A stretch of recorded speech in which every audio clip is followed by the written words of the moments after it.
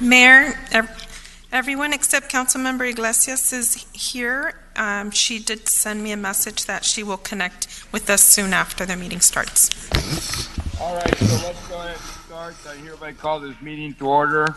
Can we do a roll call, please? Yes. Councilmember Becerra? Here. Councilmember Iglesias? Councilmember Penaloza? Here. Councilmember Sarmiento? Here. Councilmember Solorio? Here. Mayor Pro Tem Villegas? Here. Mayor Pulido? Here. Okay, we have a quorum. So with that, let's go ahead. I know, do you want to make any announcement, Madam Clerk, about people that can reach this on YouTube or anything of that nature? I think the residents already know the process, but if for the time of the public hearing item or non-agenda items that are going to be discussed, you may comment by calling the number that's listed on our website, and you would participate at that time, and we'll unmute you and let you know that you have 3 minutes to speak. All right. So with that, why don't we let's go ahead and start the Pledge of Allegiance. If you can all stand wherever you are, we're going to do the pledge. Ready? Begin. I pledge allegiance to the flag of the United States of America and to the republic for which it stands, one nation under God, indivisible with liberty and justice for all.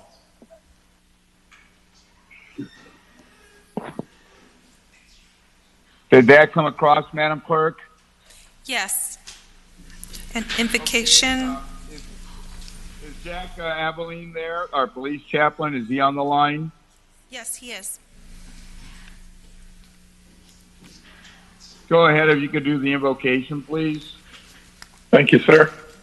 Father, we're so thankful this afternoon for this way that we can meet together and continue to carry forth certainly important city business. We do pray that, Lord, in these difficult times, that you would be with our citizens, that you would with our council, that you would give them great wisdom, you keep them healthy and well, watch over and protect them, and may their decisions tonight honor you and the things that you would have to accomplish with us. In Jesus' name, amen. Amen. Thank you for that. As we go into the consent calendar, I know I got a request from I believe Penaloza and Ceci. We need her on item, I think, 11A, 11B, so we're going to push that towards the end of the consent calendar for the moment. But are there any other items on the consent calendar that people want to pull? Move the balance. Mr. Mayor? Yes. Councilmember Becerra, I'd like to pull item 11B and 19C.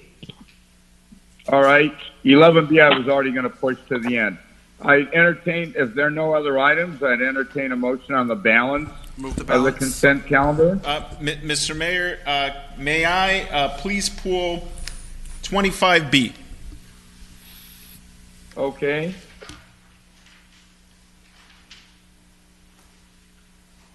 Any other items? If not, I'll entertain a motion. Second. Roll call vote. There's a motion on the balance in the consent calendar. Madam Clerk, can you call the roll, please? Councilmember Becerra? Yes. Councilmember Iglesias? Councilmember Penaloza? Yes.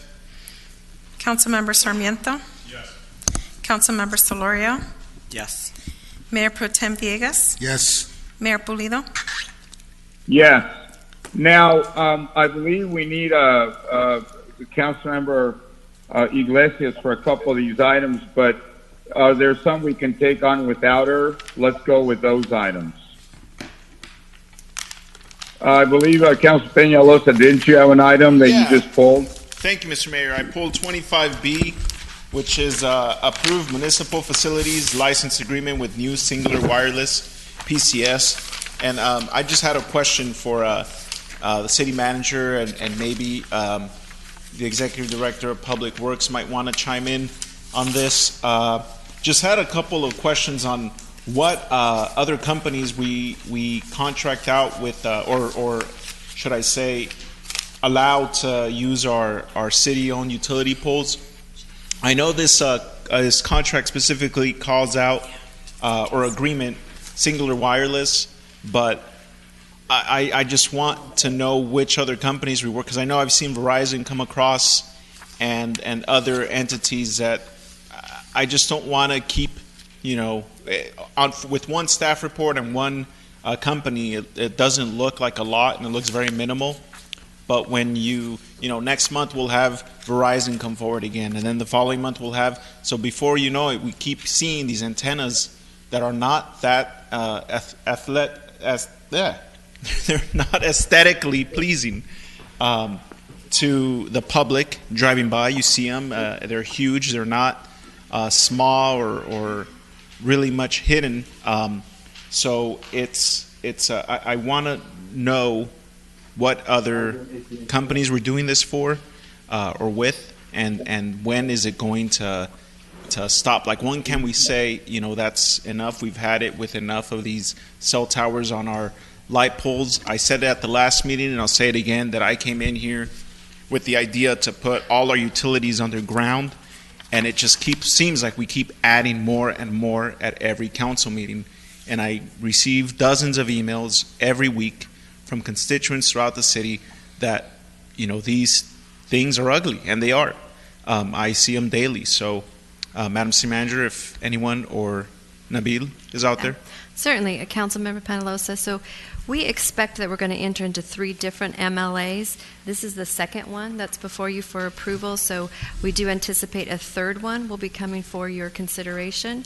I will defer to the Public Works Director because he can talk about, there are poles that we own that we do enter into these agreements to place equipment on, but there are also infrastructure poles out there that we don't own that they can go directly to the utility provider and also place equipment on those. So Nabil, if you can speak to the difference between those two, that would be great. And then maybe give him the names of the one they already approved and the third one that we anticipate. Sure. We have been negotiating with 3 main companies that are providing small cell or 5G or 4G, 5G type of cellular service. They are Verizon, which we have an agreement with, AT&T, which is the item before you tonight.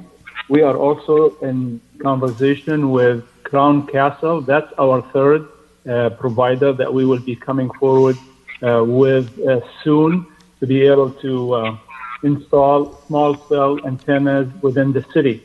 Now, providers like Verizon, AT&T, and Crown Castle have 2 options in installing small cell antennas. One option is to use the existing Edison power poles to install their antennas on. That is controlled by the PUC, and those providers have agreements with Edison to be able to use their poles to install the antennas. The agreement before you tonight and the one that we engaged in with Verizon a month or so ago allows for those providers to use the city-owned light poles to install antennas, which are much aesthetically pleasing antennas than the one you will see on the Edison poles. Those we have control over in terms of location, a little bit more than the rest. So once the AT&T and Verizon start applying for the use of our street lights, we will have a little bit more control on the look and the location.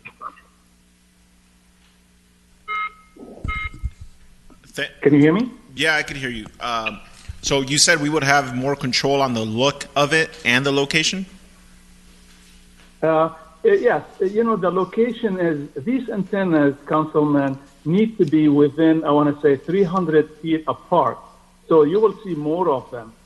But again, the ones that will be installed on the light poles, it will look like a cylinder on top of the pole with similar color and a little bit more kind of hidden, no wiring, no other boxes that are appearing. So the look will be a lot better on the light poles. And are pictures of these cylinder antennas available at all? Because I know they weren't in the staff report, and I have seen them previously in previous staff reports, and those, as much as we can sit here and say they are aesthetically pleasing, I do not believe that they are. Are there pictures available for these in particular? Yes, we are working on a memo for council on this item to explain to you what would they look like. But yes, they are much better looking than the ones that you've seen and familiar with that are installed on the power poles, the wooden poles. Those are different. The ones that we are engaging in tonight in this agreement with the AT&T and Verizon before that will be a lot better looking installations than the one you are familiar with on the power pole again. So how can we approve an agreement if we do not know what they look like? I mean, you might know, Nabil, but the public, yes. Nor I know what they look like.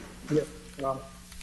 We do have a design standards that have been approved by the city or by actually Public Works here. So we went back and forth and agreed on the looks of these installations. We will share that with you. Like I mentioned, we are working on a presentation to council and also to the community to let them know about the installations and how they look like. And I'll share that with you soon. And that's great that we have that we're working on that presentation, but we should make that presentation available to the community before these agreements are approved, and we should notify them of a potential antenna coming into their backyard versus letting them know after the fact, hey, by the way, this got put in on a pole right behind your house yesterday. Just wanted to make sure you're aware of it. Councilman, there is a process of notification, and what you have seen so far is what Verizon has been sending out to the community to let them know about the installations. But again, there is two different types of installations that we have. We have the ones that go on the power pole and the ones that are going on the light pole. So they're different, but there is a notification that all providers must provide to the residents before the installation is done and complete, and so there is notification process. Well, that's good. And you said that each one of these has to be 300 feet apart from one another. Do we allow more than two providers to install antennas on one pole? Not in this case, no. Co-location is not allowed on those. There is not enough room for more than one provider to be on the pole. Okay. And there was one more. I know that Councilmember Sarmiento has an item on the agenda tonight that is something that is important that we, in regards to citywide or in certain areas, public access. Are we in communication with these different providers and entities to be able to use that infrastructure that they're putting into our pools, making our streets look uglier than they already are, to provide access to wireless internet, or is it just for their benefit? This particular installations are for their benefit. During our negotiation, we talked about providing service to the residents here, but that was not a feature that they're willing to provide. Okay. I guess that's it, Mr. Saba, pertaining to this item. I personally would like to make a motion to move or push the item out at least 30 days until we see this presentation and get actual exhibits and images of what these are going to look like before we can approve an agreement. Is that okay, Madam City Manager? Are we going to run in any deadlines or anything if we do that? No. A 30-day continuance? No, Mayor, you'll be okay on that. Just to point out, though, again, we've already approved one MLA, and this is the same type of an MLA. So, but we certainly can delay it. Why don't you suggest a 30-day continuance, Councilmember? We do have AT&T in the. I believe that the provider AT&T representatives are here to speak on. Yeah, but I think Councilmember wants a chance to sit down and review things, and we're not going to do that right now. Why don't you just go for 30 days? Yeah, I just want to say that I appreciate them being on the line. Thank you for listening. But I would still like to see that presentation and what exactly this is going to look like, and make sure that the community is aware, and the presentation that Public Works is putting together for the residents is available before any more of these items are approved. So I don't know if we could have the presentation within the next 2 weeks, Mr. Saba, and push this item out 30 days. That would be my request. Sure. And what I'd suggest is any council member is interested, sit down and we can review this, and then we can put it on the website, let the community see everything we're doing. So with that, we have a motion for a 30-day continuance. Is there a second? I'll second, Mr. Mayor. Councilman Becerra. Okay, roll call vote, please, Madam Clerk. Councilmember Becerra. Yes. Councilmember Iglesias. Councilmember Penaloza. Yes. Councilmember Sarmiento. Yes. Councilmember Solorio. Yes. Mayor Pro Tem Villegas. Yes. Mayor Pulido. Yes. Okay, that's 6-1 with Councilmember Iglesias absent. Mr. Mayor, I have a general All comment right, since I couldn't is make there it any earlier. other item we can take on before Councilman Iglesias comes? If not, let's just move on to the agenda. Mr. Mayor, I'm not sure if you could hear me. I Go have ahead. some comments because I didn't have the chance earlier. Just a quick thing. I think at some point moving forward, maybe though we can disconnect sharing with the public what our policy is versus approving or not approving some of these vendors, in part because we've already approved some, as well as I think we approved the master policy, right? So I don't know why we would do something too different, but I do get the point that the council members make in terms of the public interface side. And then maybe staff too in the interim could provide the council kind of the history on these fees, because it was kind of heavily discussed at the statewide level maybe about 3 years ago. And so they came up with a lot of these rules, including fees. And the counterpoint to concerns about making them nicer and other things is ultimately it means more cost to consumers on the cell phone side. And we all know that we have pretty expensive cell phones already, expenses. And so that's I think the legislature and the governor's consideration. But I think it'd be helpful for the council and the public as well. That's all. Thank you for that. So Mayor? is there any other item we can take on right now? Go ahead. Yes, Mayor, I believe Councilmember Becerra has pulled 19C that we haven't covered yet. Go ahead, Councilman Becerra. Thank you, Mr. Mayor. I pulled this item just because I had a couple of questions for staff. Madam City Manager, is Stephen Mendoza available? Yes, he is, sir. Okay. I believe this would fall under his umbrella, so I just wanted to ask a couple of questions. First of all, thank you for the report.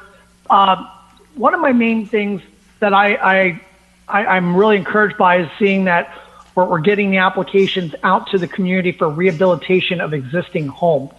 And I noticed in the report, it looks like, according here, it says, due to the coronavirus, application processing for the down payment assistance program, single family and mobile home rehabilitation programs are currently on hold. There are currently 9 applications for the programs. 13 total for the programs. Why are those applications on hold in regards to their processing? Certainly, Council Member. This is Stephen Mendoza. Thank you for the question. As you know, our down payment assistance program and our mobile home rehab program and our single family rehab program require inspections of the units to verify the improvements that are necessary to be completed and to verify deficiencies in the unit that'll need to be corrected if we are to provide assistance with them.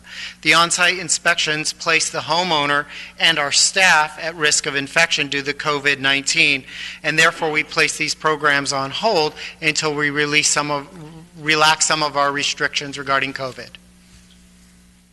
Okay, no, I appreciate that. Thank you. And that's a very, very valid reason not to send our folks out there. Another question I have is, it looks like 165 applications were sent out for the down payment assistance program, and 13 were received, which is less than 8%.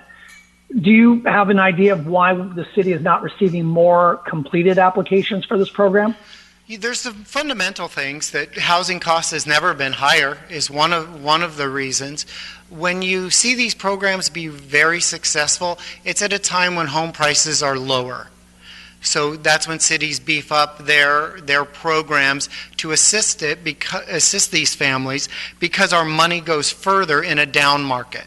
In a higher market, it takes much more of an incentive, or should I say subsidy, for each homeowner, and they are challenged with finding a home that meets the requirements of the program when there's so few homes on the market and so many ones at a reasonable reach. And it's times like this in a high market when they look at condos more so.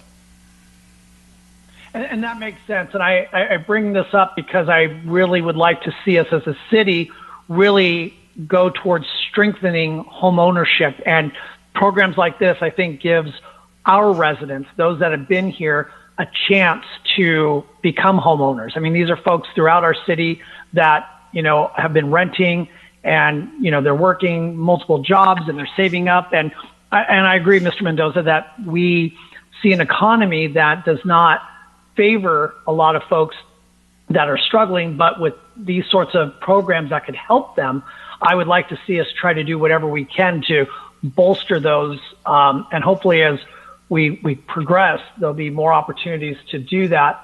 Another question I have is, in your report under the rehabilitation program construction progress, you mentioned that each homeowner is given a list of contractors that have been screened by staff for license and insurance requirements. Does that include that list? Does it include contractors that use union labor?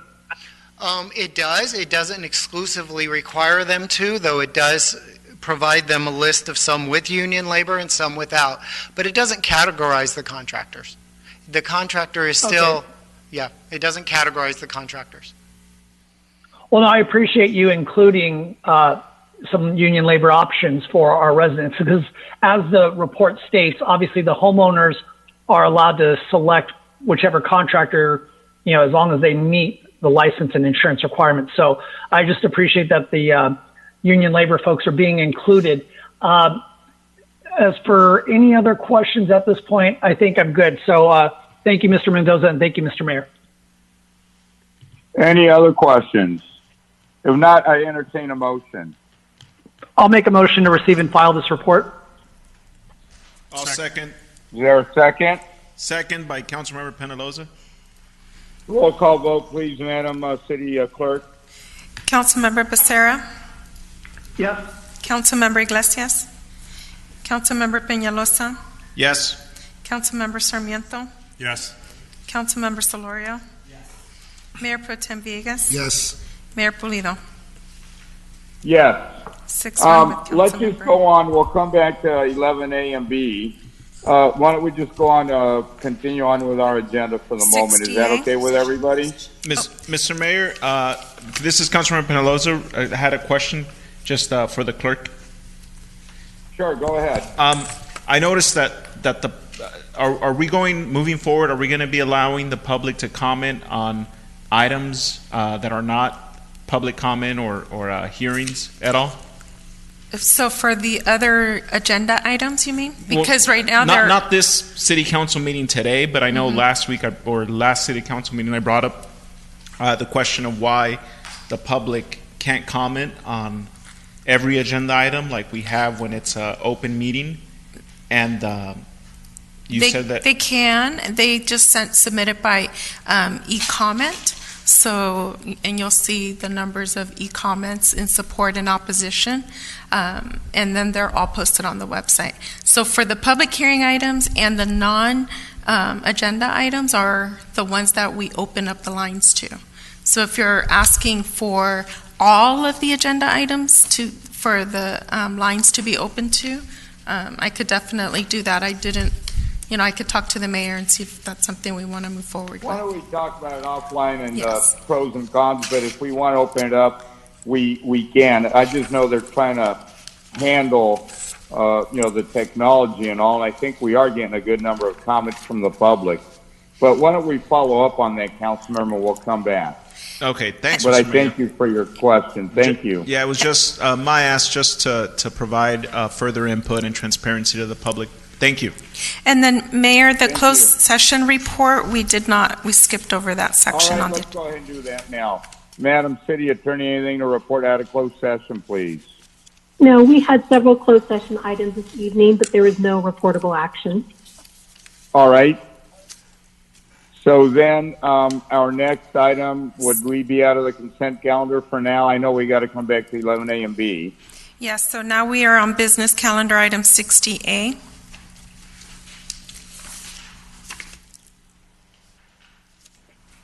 Okay, I know we had a little bit of discussion on this in closed session. Comments, thoughts? And Mayor, if I could just announce quickly, we did receive a huge number of correspondence. We received 35 that were in opposition to rent freeze and 144 in support of. And that is all available on the website.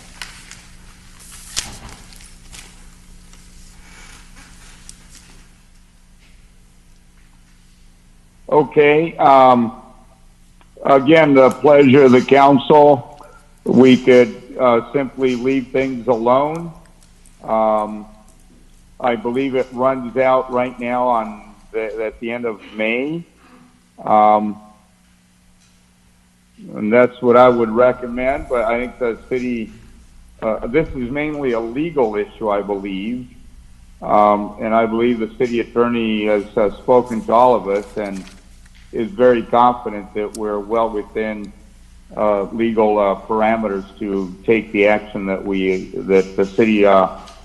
took in empowering the city manager to take the action that she took. Mr. Mayor, this is Councilmember Sarmiento. I'll Please go ahead.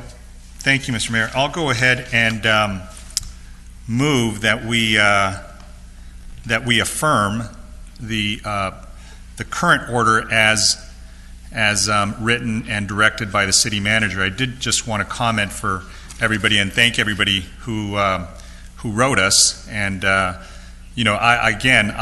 think that this was an exercise, a very unfortunate exercise, because I think that the city manager acted responsibly and within the vested rights that we extended to her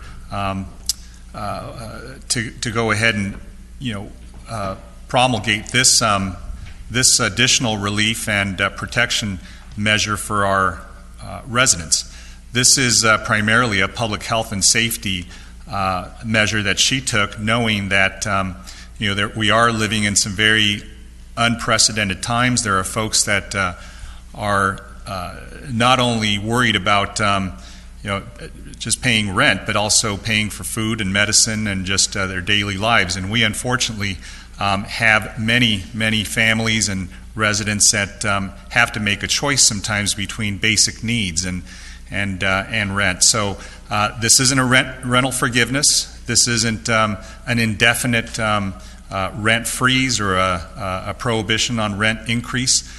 This is a very narrowly tailored measure that was drafted by the city manager at the request of many members of the council and also reviewed by the city attorney. So although that this may be read by others or interpreted by others to be something that it isn't, this is a public health and safety measure, and I think it was very, very narrowly tailored when it was drafted. It has a very clear sunset period. It doesn't go to an indeterminate time. It's not indefinite. It's set to sunset and expire on the 31st of this month, which is in 26 days.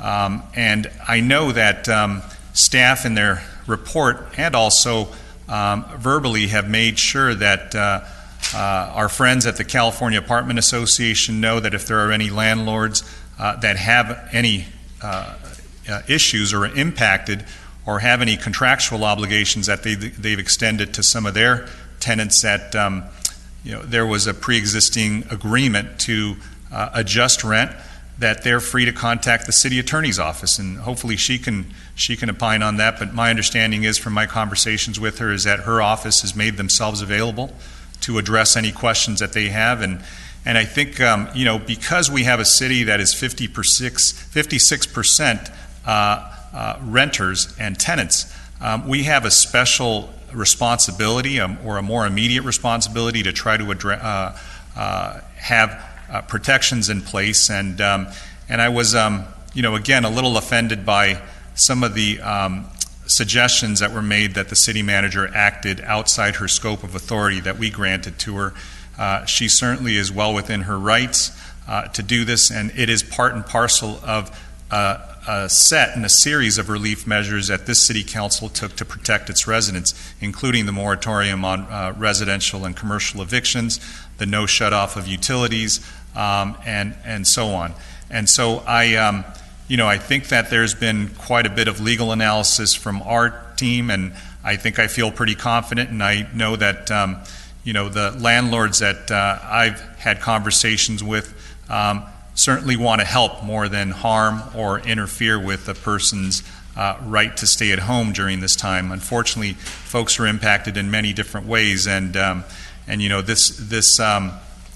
us playing with this issue or distorting this issue or using this issue as a political football is something that is really, really unfortunate, because instead of giving people solace, instead of giving people comfort, knowing that we're trying to get them through this moment, we're having to explain and talk about why we shouldn't rescind. And I should just say that this was done, again, after we received an unsolicited message from the California Apartment Association recommending that we freeze rent, and recommending that those that provide households to renters, that they also freeze rent. So I think that the city manager acted extremely responsibly. I'm certainly proud of all the other executive orders that she's issued, and I'm completely supportive of that. And so I just wanted to make a motion to have us affirm this this order. I'll second that, Mr. Mayor. Madam Clerk, can you do a 5-minute thing and just talk to us, because we don't have the lights or anything, so just warn us if we're going too long, please. We have a motion. Is there a second? Yeah, I'll second it, Mr. Mayor. This is Councilmember Penaloza, and I just wanted to echo what my colleague, Councilmember Sarmiento, said about the city manager. I just wanted to thank her for her leadership throughout this whole crisis, and feel that she was very much in her duty to do this executive order, and I appreciate that. The key word to remember here is temporary, and like what was said earlier, this is a temporary order that has a sunset, which is May 31st, and so I don't know why we're even having this discussion. I frankly don't either, but thank you, Councilman. I think there's no chance whatsoever anybody's going to sue us on this, and I think if they do, we'll win. I think we're 100% within our purview, but thank you, Mr. Mayor? For the maker of the motion and the second. Other comments? Mr. Mayor? Councilman Solorio, go ahead. Well, I think Councilmember Penaloza has to speak first. So go ahead, Councilman, then I'll follow. No, that was it. Those were my comments. No, I'm sorry, but Phil Becerra is wanting to speak. Thank you, Councilman Solorio. I just want to echo the sentiments of my other colleagues here in regards to thanking our city manager. The council, when we adopted our resolution back in March, we put quite a bit of responsibility on her shoulders. And I, for one, am very happy with how she has managed the city through this crisis. I think she has been prudent yet compassionate in her direction and her orders, and I think that this executive order exemplifies that. One thing I just want to point out, as we are talking about tenants, there's one thing that I do appreciate that the Apartment Association pointed out, and that is that we do have a lot of mom and pop landlords. And these are folks that have, they're not owning big, gigantic apartment complexes. They're owning duplexes or sometimes maybe just a single unit. And, the good thing I want to remind folks is that our Governor Newsom, back on March 16th, requested that banks, credit unions, and mortgage lenders implement some sort of moratorium on foreclosures. And less than a week later, the governor was able to announce that our nation's 4 largest banks and nearly 200 state chartered banks, credit unions, and mortgage lenders stepped forward and provided relief for property owners throughout California, whether it was grace periods on mortgage payments, waiving mortgage-related late fees, not starting any foreclosure sales or evictions.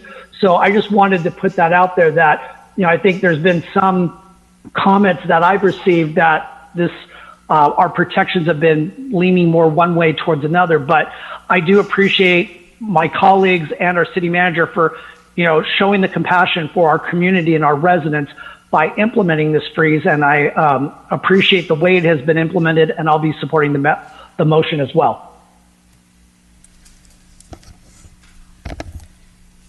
Mr. Mayor, I'd like to speak if now's a good time. Thank you, Mr. Mayor. I do have very mixed feelings on this item. On the one hand, I know that our city manager was just trying to do the right thing and help our residents. But this exercise is a good example of when there isn't good public review, that sometimes there are little flaws or defects left in the policies, and that's what I worry about, what could be financial liability for the city and the residents themselves, including renters. Just for context, because I looked at a variety of the similar ordinances that are out there that we've been hearing about, and really ours is the most aggressive.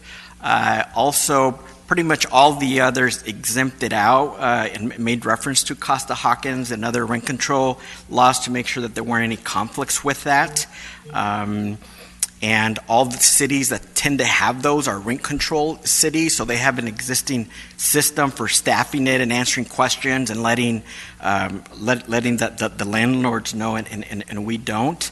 I know references have been made to what we heard from the California Apartment Association and the call to action that they put out to their members. The key thing is their call to action was voluntary, not through regulations and not anything that would be in violation of contracts or laws or other things. I know too there's been made mention that this ends May 31st anyway, and that kind of is true, but the executive order also says it could be extended under a variety of circumstances, especially if some aspects of the governor's executive order is extended. And if we do feel so good about all the legality around this, colleagues, vote to extend it another year. Why let it sunset? I do also just kind of general questions that don't need to be answered now, but maybe separately in writing from our city manager, our city attorney, or if she, after I speak, would like to speak to them. Why didn't we limit the applicability of this just to residents, renters that have an impact related specifically to COVID? Our prior executive orders and the governor's executive orders are all very tailored on that. I generally, believe, as you've heard, that, really it's through rental assistance. If we want to help renters, that's the way to do it. Let's focus more on that. I also do think that the Q&A that's on the city's website, there's a Q&A, and I'll mention one here, for example. The question is, my lease agreement has an automatic rental increase provision that takes effect before May 31st, and can my rent be increased? And it says, yes, the city's rent freeze is not intended to affect rent increases that take effect pursuant to an existing valid lease agreement or other contractual agreements. What that really means is a lot of folks can and will be seeing rent increases. It's my understanding that even at some of the affordable housing projects that we have in our city, that they're being allowed to increase rents, and maybe that could be another question that could be answered by our city attorney afterwards. So for those reasons, I do just worry that even though this might sunset, that there is still a statute of limitations, and landlords or others, including the mom and pops, and we've got many letters from them, they could sue and the city would be possibly liable. And then I worry that the renters themselves may then also be liable for any rent increases that they weren't allowed to implement. So those are the reasons why, for those legal defects that I believe exist in the executive order, that I cannot support just letting it phase out. I think it'd be better to rescind it or to fix it, because there's just too many flaws right now. Thank you. All right. Anybody else? If not, let me just state that I think that's a matter of opinion. I support our city attorney and what she's doing. I support the city manager. I even told the city manager I'm not sure why this is even on the agenda, frankly, because I think she acted completely within her rights.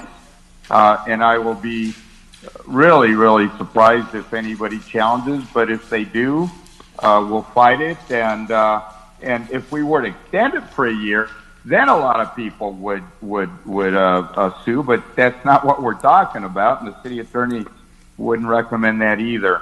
I understand Councilmember Iglesias will not be joining us this evening. I was just informed by our city clerk. So with that, if there's no additional comment, we have motion a second. Roll call vote, please. Councilmember Becerra. Yes. Councilmember Penaloza. Yes. Councilmember Sarmiento. Yes. Councilmember Solorio. No. Mayor Pro Tem Villegas. Yes. Mayor Pulido. Yes. Excuse me, Madam City Clerk, did Councilmember Solorio vote? I didn't hear that. Yes. No. Councilmember Solorio did vote, and he voted no. Okay, I didn't catch that. Thank you.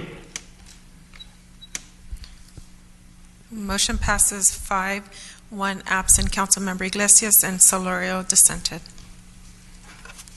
Okay. I believe Madam City Clerk. Madam City. Go ahead. Madam City Clerk. Go ahead. You read that. I think you read that backwards. You said. Motion passes. But you said Iglesias said no, and No, I said Councilmember Iglesias is absent and Councilmember Solorio dissented. God, thank you. Wait, and is Councilwoman Iglesias not joining us at all for the rest of the That's evening? correct. Not at all. She's not coming in at all tonight. Wow, not surprising. So let's just continue. Item 60B.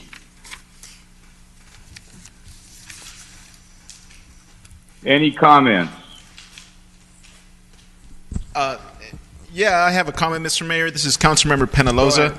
60B was just to discuss the Orange County Superior Court Commissioner's order to release individuals with prior sexual assault convictions early and into the community. This is in response to, as for those listening out there, we're all aware the numerous sex offenders that have been released under Commissioner Dane's authority, court order, I believe, over the last couple of weeks that have, now been rearrested again for other crimes, just causing harm in our community. And this was put forward because initially I wanted to, send a strongly worded letter, or by ways of a letter or a resolution to, denouncing these decisions that are having a detrimental effect on our community and just causing more harm than anything. We've all read District Attorney Spitzer's press releases and Sheriff Don Barnes's press releases in relation to this.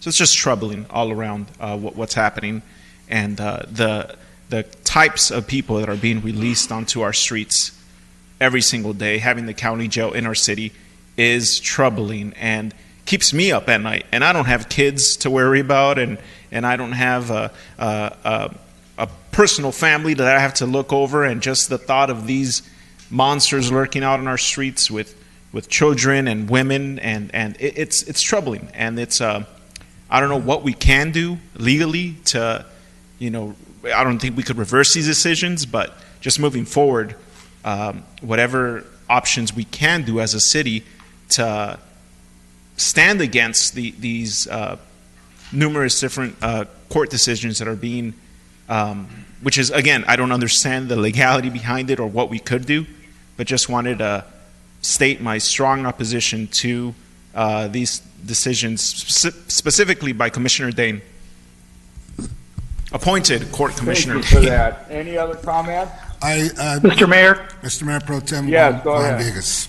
I just wanted to thank the Santa Ana Police Department for rearresting one of those individuals that was let loose that shouldn't have been freed in the first place, but that's between the commissioner and the governor. And we will stay vigilant here in the city, and I'm sure our police department will continue to do the great job that they're doing, trying to protect us.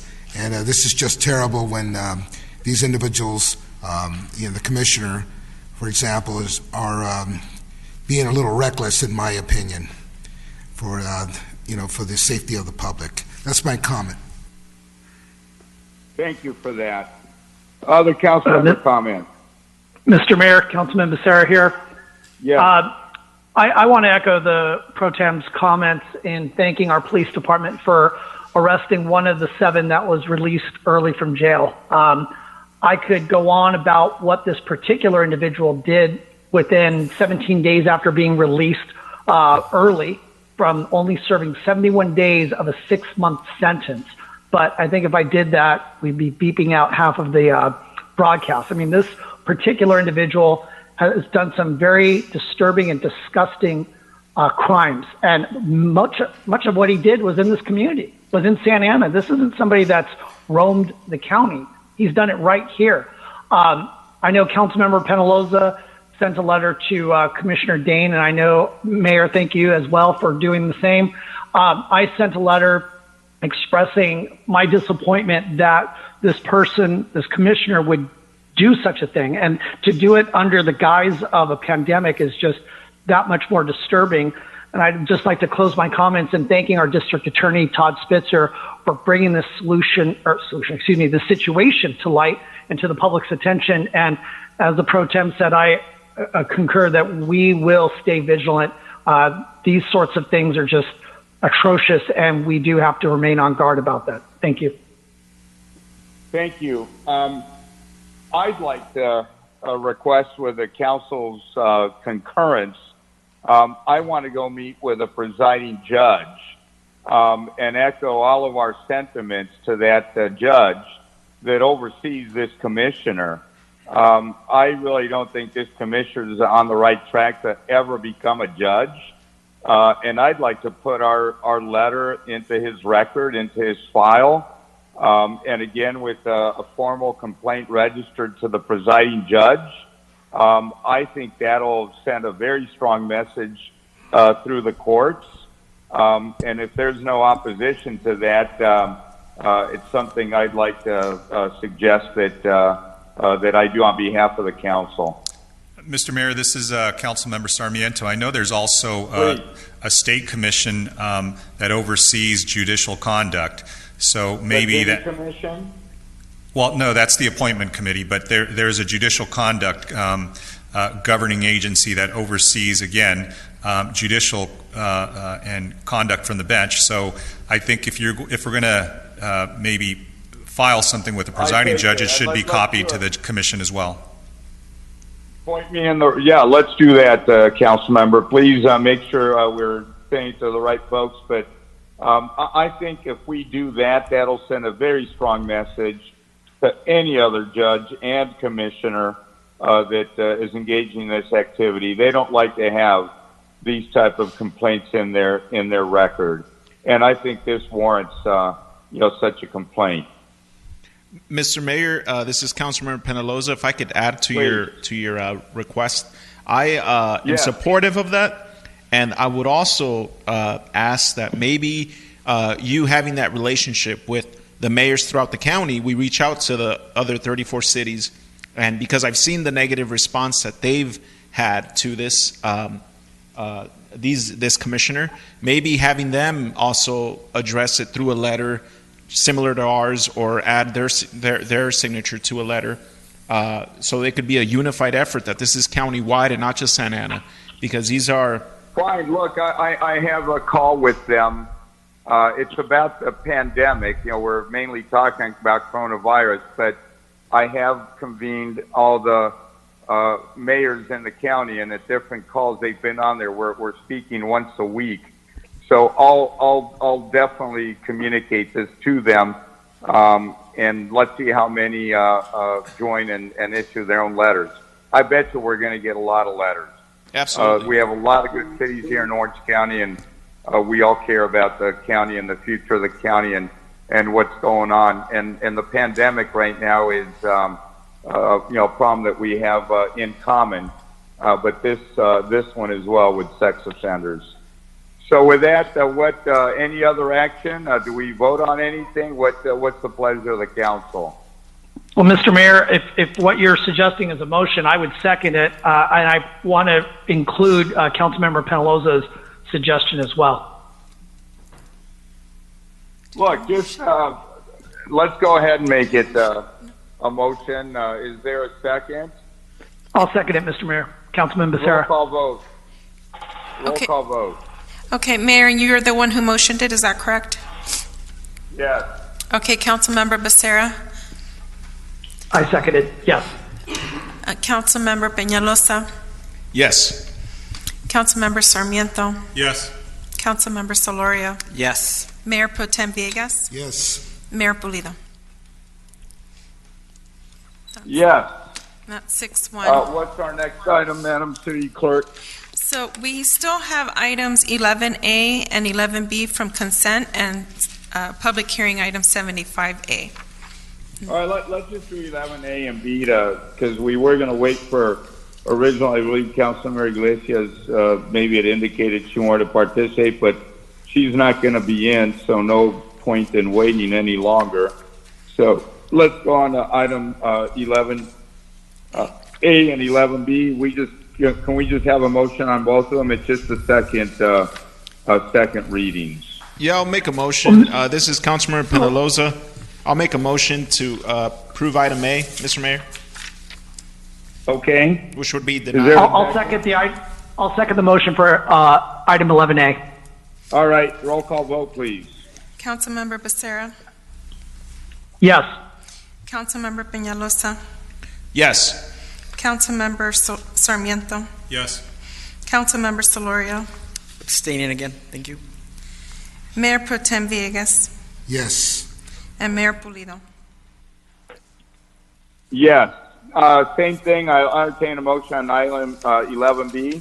Motion Mr. Mayor, hold on, Mr. Mayor, Councilman Becerra. I have a question of staff before we go forward, and that is the motion to approve last week for item 11B had two conditions that I added, and it just doesn't seem from the resolution clear. I don't think it would jeopardize the readings by having those included because they were part of the record at the last meeting. So if staff wants to clarify that for me as to their inclusion. Certainly, sir. If you look on the item and you look on the attachment, those changes that were requested for a number of you at the last meeting are incorporated in the attachment to the staff report. So I'm looking at the staff report. So it's a 38-page PDF. What page am I going to see them? Go to 11B-21. 11B-21. Okay, and so just for clarification, why are they down this far versus the first ordinance in this packet? I'm sorry, I'm not quite sure I understand your question. So this 11B-20 has the ordinance, but yet page 11B-1 also has an ordinance that doesn't have the same language for looks like section F, or I'm sorry, subsection F of section 1. Let me I ask think, the- Councilmember, what you're looking at is a red line version versus what was originally submitted, so that the public, there's two versions, so that the public and the council members can see that there were two different versions, one red line and one. Okay, and in regards to the project labor agreement, so looking at 11B20 and 11B21, let's see, at such meeting, I don't see anything in regards to the project labor agreement. I'll ask the planning director to answer that question. So the project labor agreement and all the conditions that were added at the previous meeting, council member, is in the mutual agreement. Okay, and is that mentioned, the mutual agreement, is that mentioned here in the ordinance? Yes. And can you point out to which section that would be in the amended section G, correct? I'm reading it on 11B-21 on the top paragraph where it talks about the special request and the additional terms are included in the mutual declaration of acknowledgement and acceptance of approved conditions that will need to be signed by the developer and recorded against the property. Okay, and those, the mutual declaration of acknowledgement and acceptance of approval conditions was, I believe, Mr. Tai, was what we discussed last time as to where to incorporate those conditions, correct? That's correct. That is correct. Oh, okay, Mr. Mayor, I'm okay then moving the item. Second. We have a motion. Is there a second? Second. Solorio. Roll call vote, please. Before proceeding, I just want to make sure that the council is aware that there was correspondence received on 11B. There were 2 in opposition and 9 in support of the project. Councilmember Becerra? Yes. Councilmember Penaloza? Yes. Councilmember Sarmiento? Yes. Councilmember Solorio? Yes. Mayor Pro Tem Villegas? Yes. Mayor Pulido? Yes. Okay, this is Is our 6-1. next item 75A, or what's our next item? Yes, 75A, which is a public hearing item. Okay, this is time and place for a public hearing, item 75A. Let me just ask staff, is there any brief presentation or anything that you would like to add for the record? Yes, sir. I'm going to ask our Executive Director of Community Development just to go over the first few slides explaining what the item before you is all about. But it will be very brief. Thank you, Mr. Mayor. I'm going to start on page 7 of the presentation. A consolidated plan is our 5-year plan or strategic plan to use 3 different funding sources of CDBG money, home money, and ESG money from HUD, and that is for the period of July 1, 2020 through June 30th of 2025. So the consolidated year is a 5-year plan. It anticipates resources of about $8 million a year, adding up to $40 million over the 5-year period. It prioritizes needs in the areas of expanding supply of affordable housing, preserving the supply of affordable housing, access to and supply of public services, increasing access to and supply of homeless services, and to promote economic opportunity. The strategic plan goals are matched to the funding, as you'll see in page 10 of the slide and in your staff report. And then the question might come up of what is the 2020 to 2021 annual plan? Well, that's required every year. So basically, every year of the 5-year period, we come to you with an annual plan. And this is the annual plan for that first year of this 5-year period. And with that, I want to thank Judson Brown and his staff for doing this. They did this in-house this year. Instead of hiring a consultant, we're able to get the same input from the public and get this through his commission, and did a really good job and saved the city a little bit of money in the process. Good. How much money did we save? About $60,000. Let's add that to the city manager's list of all the money that she's been saving us lately. I think she finds money every week. Madam Clerk, do we have any speakers that wish to addresses on this item. Yes, Mayor, we do have two speakers who virtually raised their hand. Okay, go ahead. Please clearly state your name and support or opposition to the item. You have 3 minutes and you have been unmuted. Hello?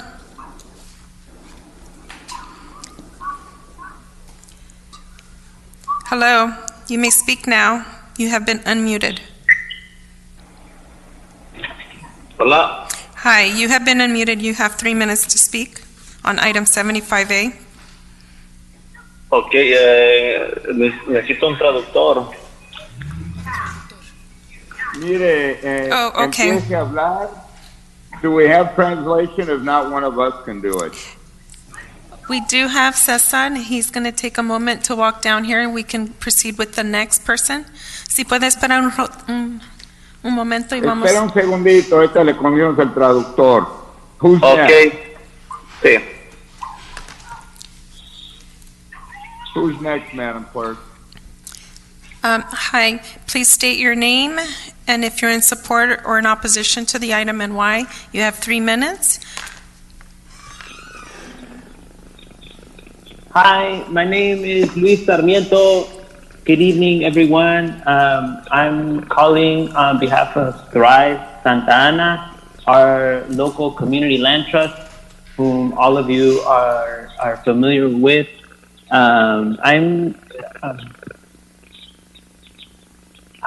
To be honest, I'm not sure if I'm in favor or opposed to the item, but I would like to ask for the inclusion of community land trust as a useful tool for the city to meet the objectives outlined in this 5-year plan, so that we can build housing, affordable housing, that will be responsive to the local needs, to the local income levels that we've identified are most needed. CLTs are also a way of ensuring permanent affordability that will stay with the land. And it's also a smart way of making these public investments in a way where that public investment will be retained in the long term. Also, you all know that the organizations and residents that have formed Thrive Santana have a great track record of ensuring community participation and accountability to local residents, which we feel is essential in this 5-year plan. And so I would like that to be included in this 5-year plan. We know that funds like CDBG, like HUD funds could make a big impact in the way that we do housing in Santana, especially with the use of surplus land and also taking advantage of tenant opportunity to purchase You have 1 policies, minute left. which are being proposed at the state level and potentially at the federal level.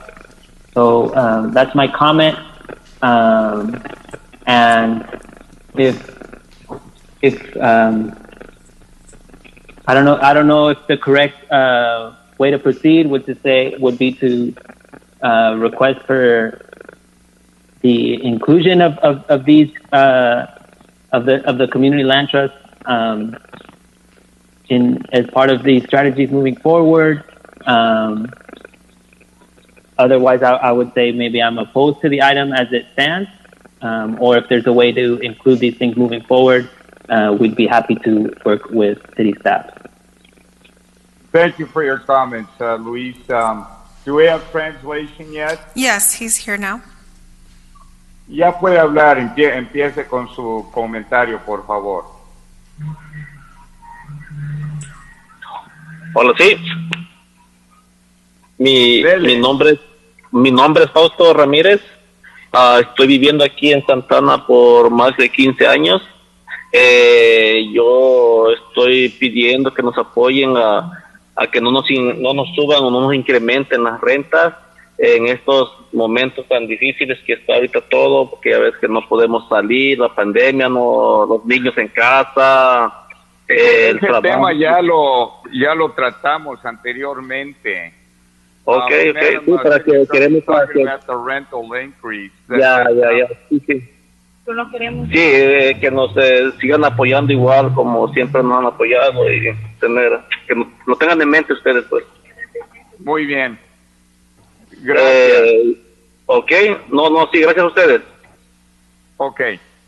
Okay. Go ahead, Cesar Franzo. I think he's talking on the wrong item, but go ahead. Yes, he's talking about, this is Soto Ramirez, and I've been a Santa Ana resident for over 15 years, and I ask for your support not to increase the rents. These are hard times with the pandemics, and our kids are staying at home, so please keep helping us in this situation. Okay, so with that, I'm going to go. We have close one- the public hearing. Mayor, Do we have other speakers? Yes, we have one more speaker. Okay. Go ahead. Please state your name in support or opposition to the item and why. You have 3 minutes. You have been unmuted. Can you hear me now? Yes, we could hear you. Perfect. So my name is Nathaniel Greensides, and I wanted to mirror some of what Luis Sarmiento offered about the community block grants and mirror some of the stuff that he was saying. But also I additionally wish to offer that on this item, had a chance to look at the massive document that was prepared for all these funds that are going to be used here in Santa Ana. And I think these are an excellent way to ensure that there's positive development in our city, especially for areas that are needing it. My only request is that the city work into its plan, because I didn't see anything that, forgive me for not having the time to review the whole document. I didn't see anything in the plan that ensured that residents and any sort of qualifications for who gets to have say on how these funds are ultimately used in our neighborhoods, just build into the plan that there's direct involvement of residents who are being directly impacted by these funds that are being used, especially for community block development grants, because if given to the correct hands, I think it has a really big potential to serve as a beacon here in Santa Ana, as many other places have done all around the nation, to ensure that all kinds of community development corporations, as well as the community land trusts, are offering control of the land and the place on which their buildings reside, and for future generations, for themselves and for their kids. And thank you.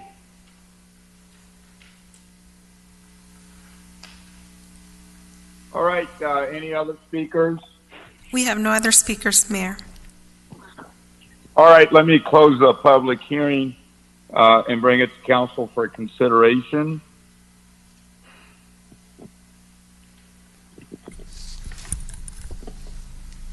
Mr. Mayor, this is Councilmember Sarmiento. Go ahead. And this is more a question for staff, I guess, and I know these documents are more goal-oriented. They're not really, they're more high-level and principles, I guess, for us to move forward on. Would there be any disruption to the whole scheme of different methods of achieving those goals by including a community land trust reference in there, since we've already done one? Is that something that would be contrary to any of the objectives that are in there? No, it'd be getting maybe a little too specific, as you early alluded to. I think they're already included in the process. They certainly could already apply for the NOFAs that Judson sends out, his RFPs, Notice of Funding Availability.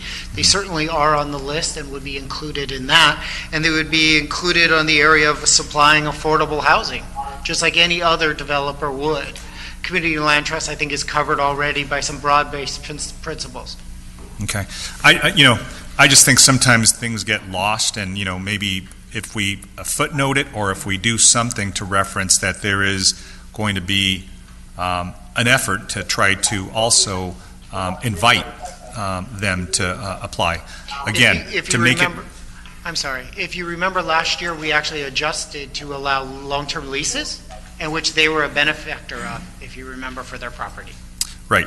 So I understand that there's nothing to exclude them. I just want to make sure that, in the event that we wanted to include language in there, again, we could get real specific and start including a bunch of others, and then it turns into, instead of a 6-inch document turns into a 12-inch document.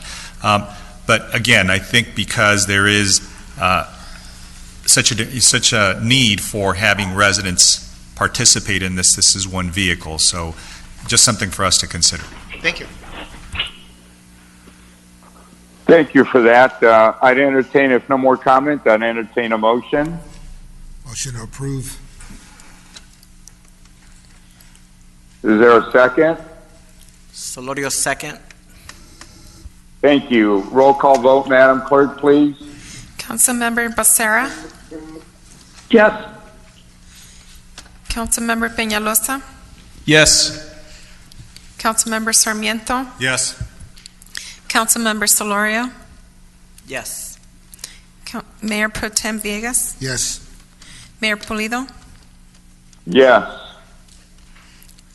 Motion carries. So, 6-1. Madam Clerk, are we on 85A, or where are we now? Yes, we are on 85A, and we did not receive any public comments on that item. So I will defer to Council Members Becerra and Penaloza, please.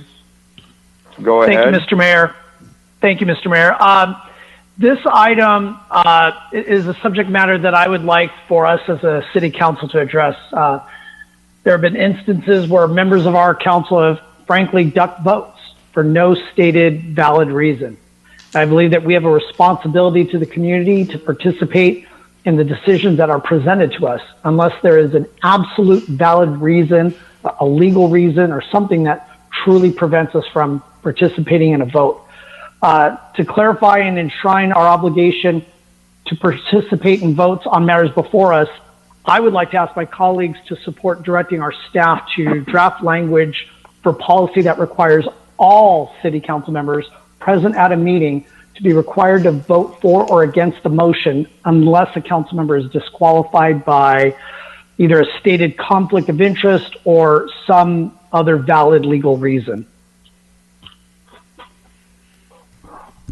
Councilmember Penaloza, additional comment? Thank you, Mr. Mayor. I just wanted to say that I agree with what Councilmember Becerra said.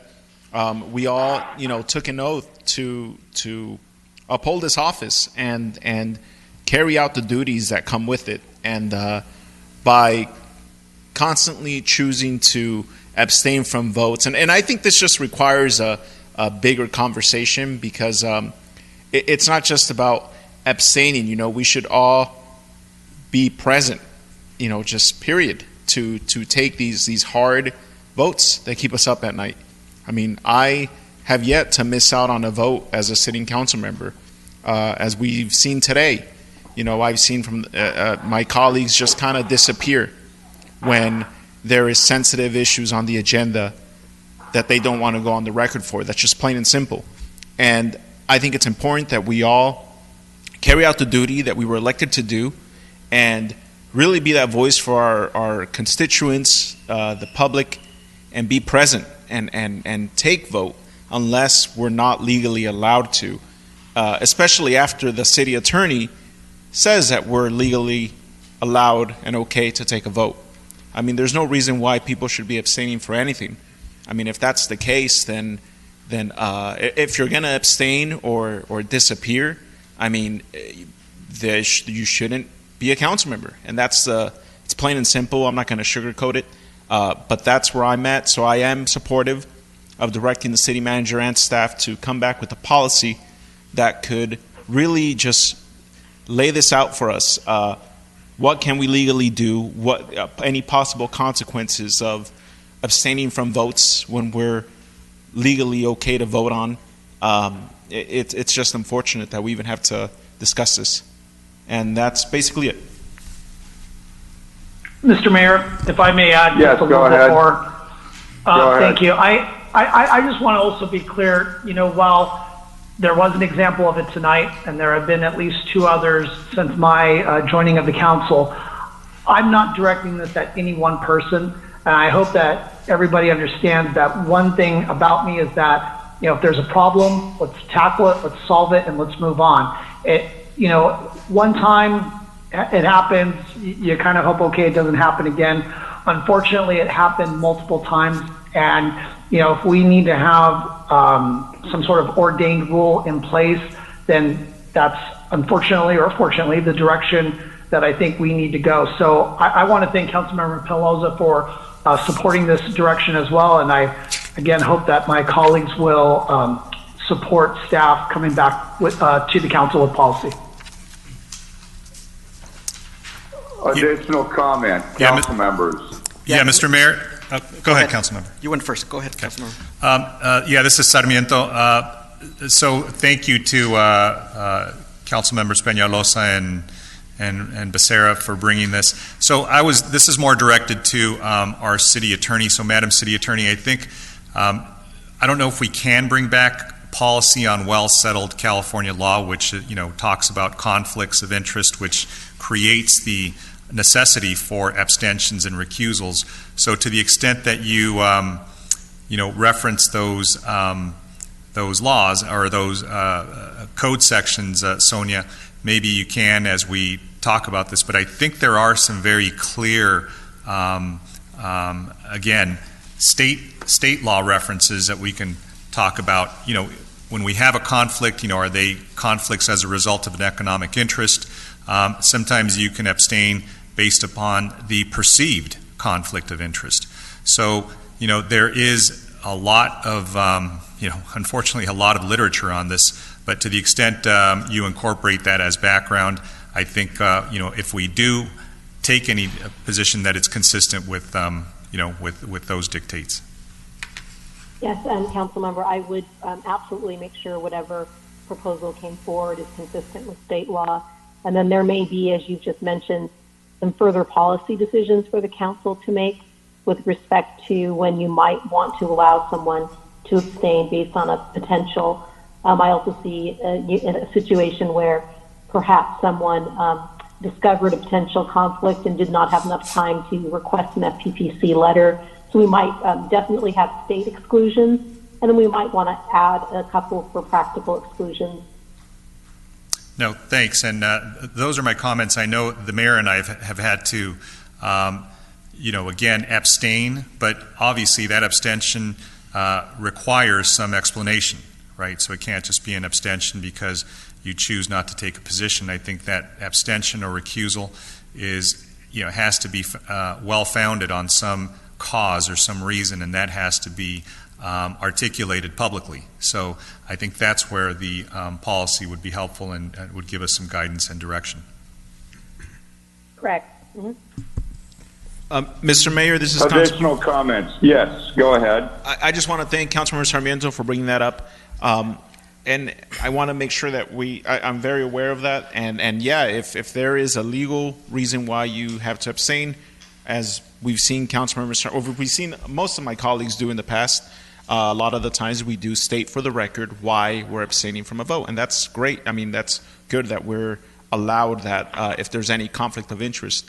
But in the event that there is no conflict of interest and you just decide to not vote just because, I mean, that is where the issue is. And I wanted to make sure that we're clear on the two different reasons. Thank you. Mr. Mayor, this is Councilmember Solorio. I do thank my colleagues also for bringing this forward. I think as part of what comes back, definitely we also need to just clarify abstentions versus recusals versus actual legal financial conflicts, because sometimes folks have recused themselves really for no solid legal reason, but really just abstaining, and I'm not saying it's necessarily a problem. If anything, too, just as part of this review, if the city attorney's office can look at the attorney general's opinion, which isn't very old, Kamala Harris a few years ago as AG set up the criteria for abstaining at city councils, as well as the League of Cities and others have a lot of good writing on that. And what I found interesting in re-reviewing those things again, a key thing with those kinds of things is also who's eligible for quorum purposes, as well as whether somebody can stay in the room or not. So I think all those practical applications and issues are important as well. But I think it's important that we, as someone mentioned earlier, that we try to anchor anything in either state law or in prior opinions and legal case law on this. Thank you. Mr. Mayor, Mr. Mayor Juan Villegas. Go ahead. So a quick comment. Go ahead, Mayor Pro Tem. Thank you, Mr. Mayor. Just one of the things, I want to thank Councilmember Sarmiento for bringing this up on this item, his comments. And, I was asking myself, so what would be the threshold for a valid legal reason to abstain? There's a lot of reasons. A lot of times when we recuse ourselves, it's in the abundance of caution. We always say that, and it's very vague. It's a little bit of a gray area. And then again, if we did come up with some kind of policy, but suppose the council member were to abstain anyway, even though, our colleagues are saying, no, well, we have a policy, you need to, and he says, no, this is my reason, and you're not going to force me. I'm going to continue to abstain. So, those are some of the things I think about, and I think there is a lot, right? I mean, we need to think about this a lot more than just make a decision now, but if the staff wants to look at it, and if the city attorney would like to, render more an opinion and more information to us, I'd be glad to look at it. And that's my comment. Thanks for that comment.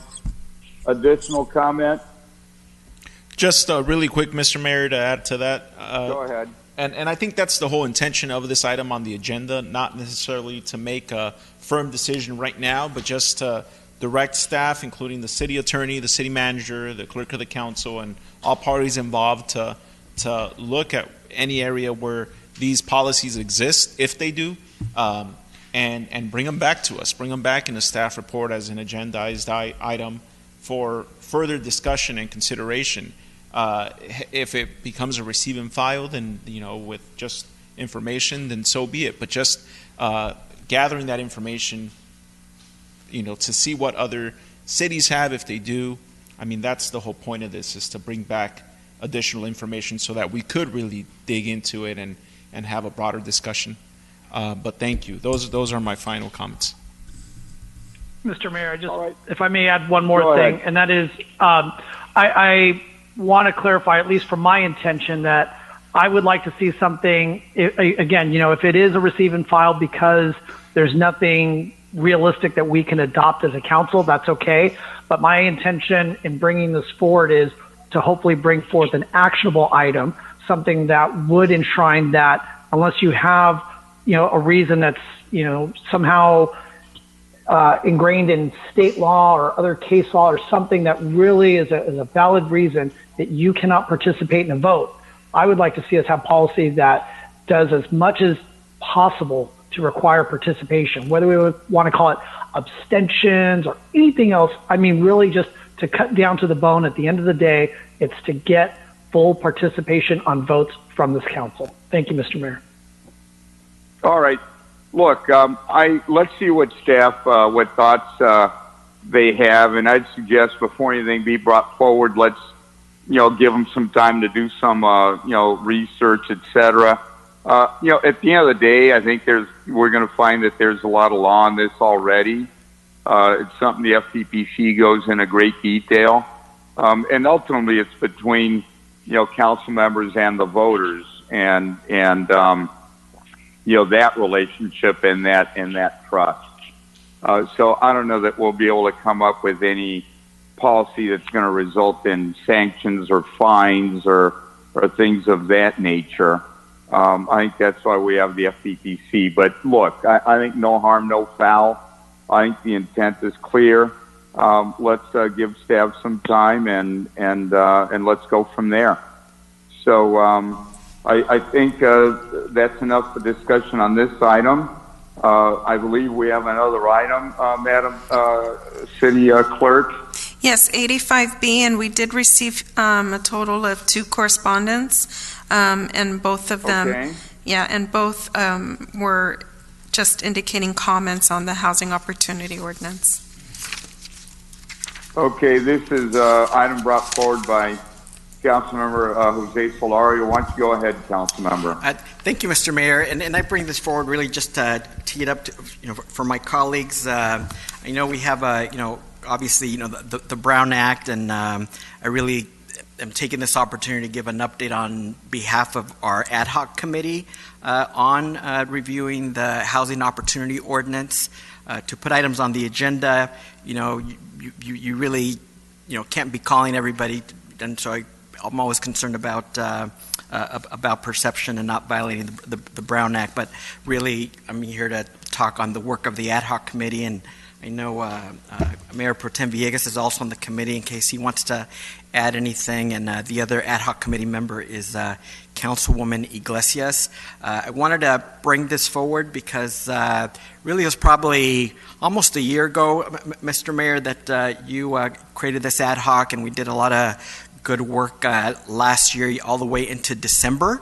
And after December, we've been just trying to meet up again, but that was proving hard. So I think staff was going to just follow up with the work of the committee, put the recommendations and policies in some kind of written format, and then bring it to the council. Obviously COVID and other things continue to slow us down, but good progress has been made. And I think at the end, I'll ask staff to give an update on when something might come back to the full council with review of the committee's work. But the kind of things we were talking about was, right now, many people don't know it, but the developers that have to pay this or do this policy is very limited, and there's an interest in maybe having a few more projects and a few more areas be included in this, and that would over time and bring in more revenue for the funding that is largely coming from the in lieu program. And so that is important because there continues to be a need for affordable housing. But we've also have heard, including from some stakeholder meetings that staff did last year, there's a variety of ideas out there, and I know too from my colleagues, ideas about trying to incentivize more for sale affordable as opposed to just renters, because there's a lot of value in creating folks that can own property rather than rent all their life. I think that's important. We also talked about further rehabilitation of substandard rental units, because it's easier to rehab and make affordable existing housing rather than building brand new one. Also, in terms of the eligibility of the in lieu fund, sometimes there's interest in a small community center, a little bit more of a open space area, playground for the children, a little bit more parking, and those things should be eligible as well. I do also think that given where we're at with COVID, and not just the health consequences, but the economic consequences, that us doing something to incentivize this program, reform it. We also heard from some that for certain types of projects, the fees are too high, and so that might be something to be looked at as well, and that we did review. And again, staff is putting all those things together. I'll just conclude with one question to staff, whoever wants to come up, and if my colleagues have items, fine. If not, the key question I have for staff is the work of the ad hoc and bringing policy ideas and recommendations forward. When does staff envision bringing that back to the council? Because that would be really an excellent time as well for giving feedback, and by then, hopefully, in the staff report, there'd be some things in writing to review. Council member, staff is currently working on doing the calculations and everything that the ad hoc wanted them to research, and we hope to have it back before the full council in the month of June, so maybe about 30 days. Okay. Earlier may be better, but June is fine. I know we're working on the budget in June and May, but that would be fine. Thank you.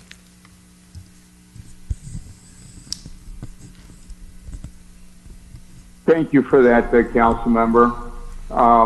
If there are no other comments, let's Mr. move Mayor, on the agenda. I have a comment. This is Councilmember Penaloza. Go ahead. My only comment was that if we're going to really have this discussion, and we should have it in regards to the Housing Opportunity Ordinance and any other factor for that matter, any report, I would hope that it doesn't come to us until we are back in full service. We're open to the public. We allowed that public input because that's a huge component that we need to take into consideration when amending any of these things is public input.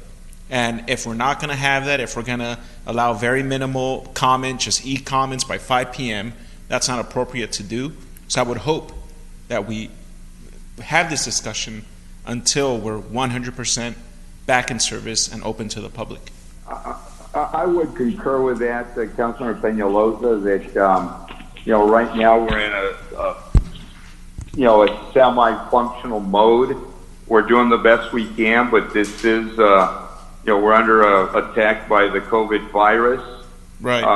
And even though our instinct is just to continue to try to do everything, there's some things that are best done under normal circumstances, let's call them.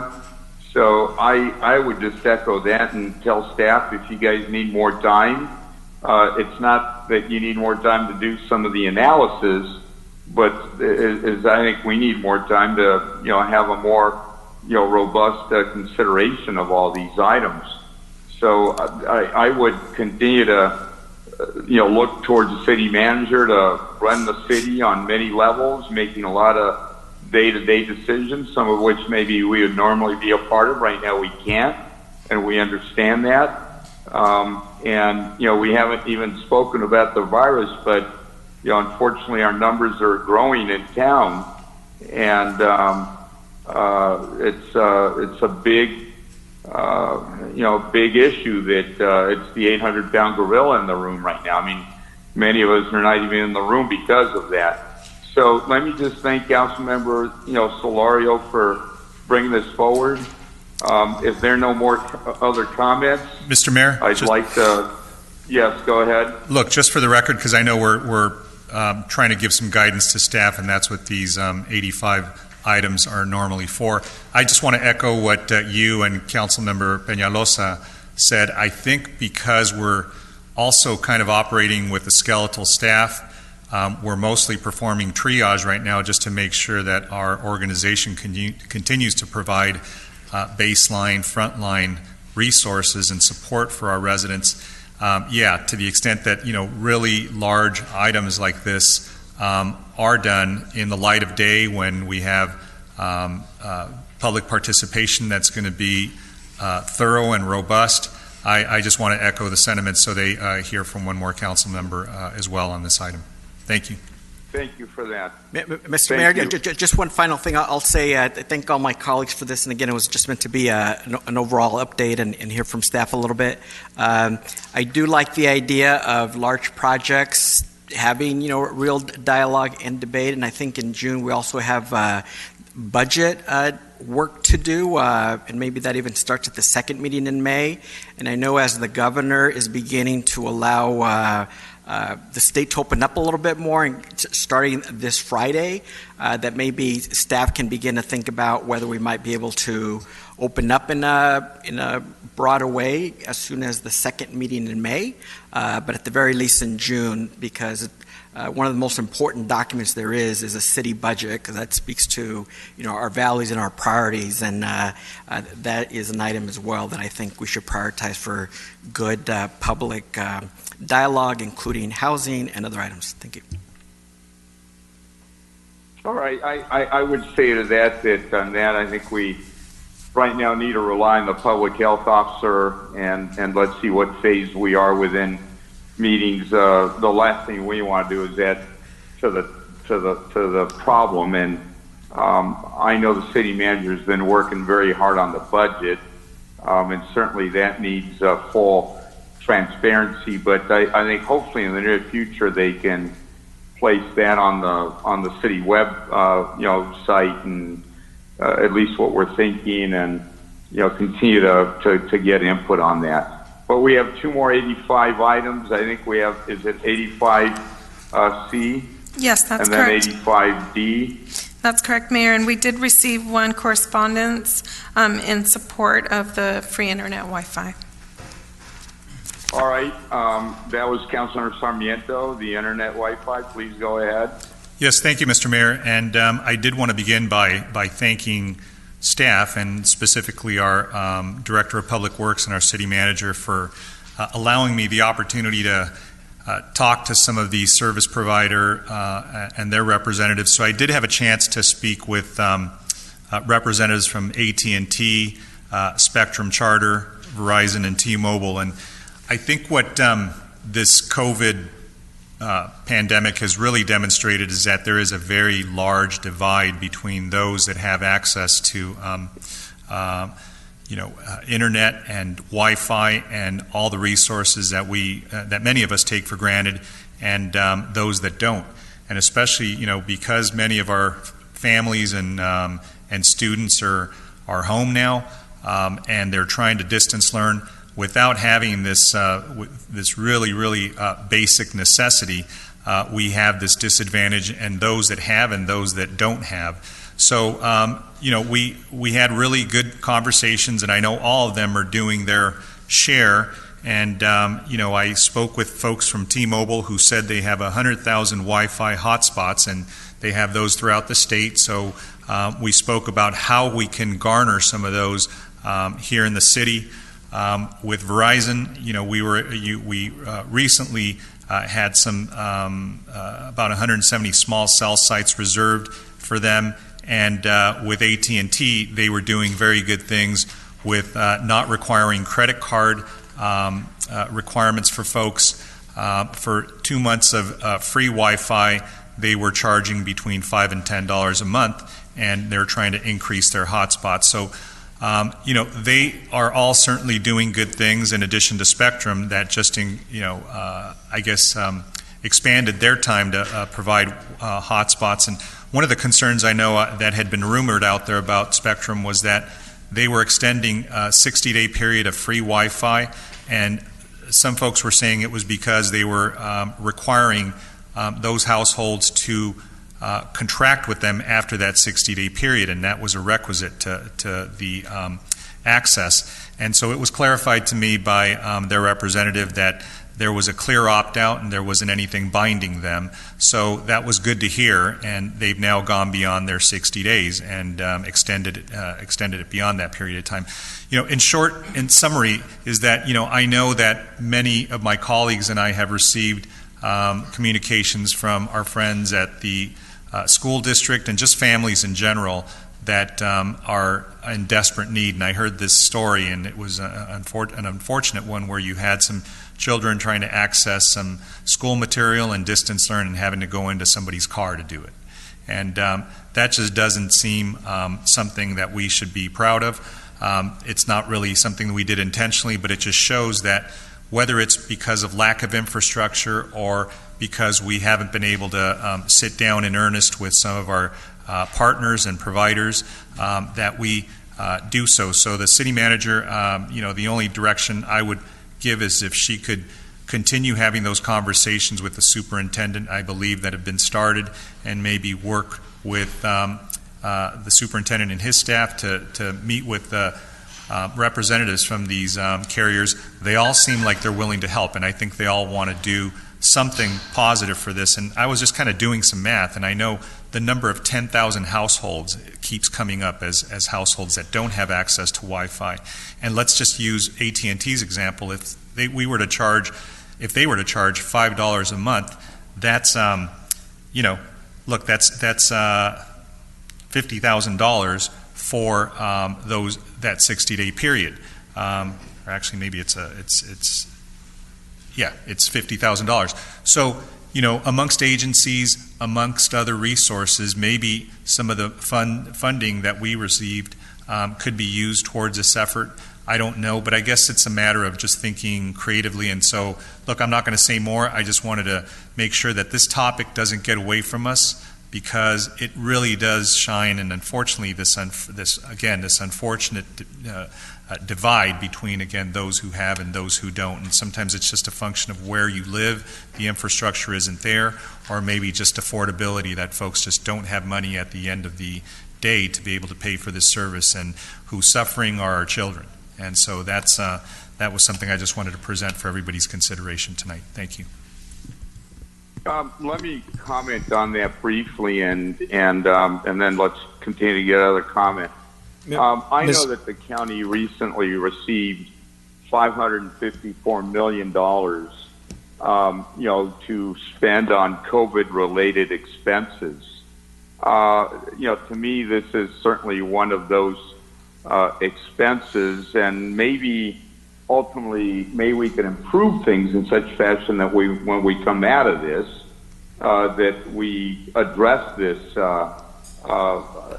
divide that exists or lack of access. I know I was talking to OCTA and saying, well, why couldn't we park potentially buses at certain school sites or neighborhoods and, send out, temporary signals to many of the students around those areas? Because right now, I think we're frankly in educational meltdown mode because some students don't have access.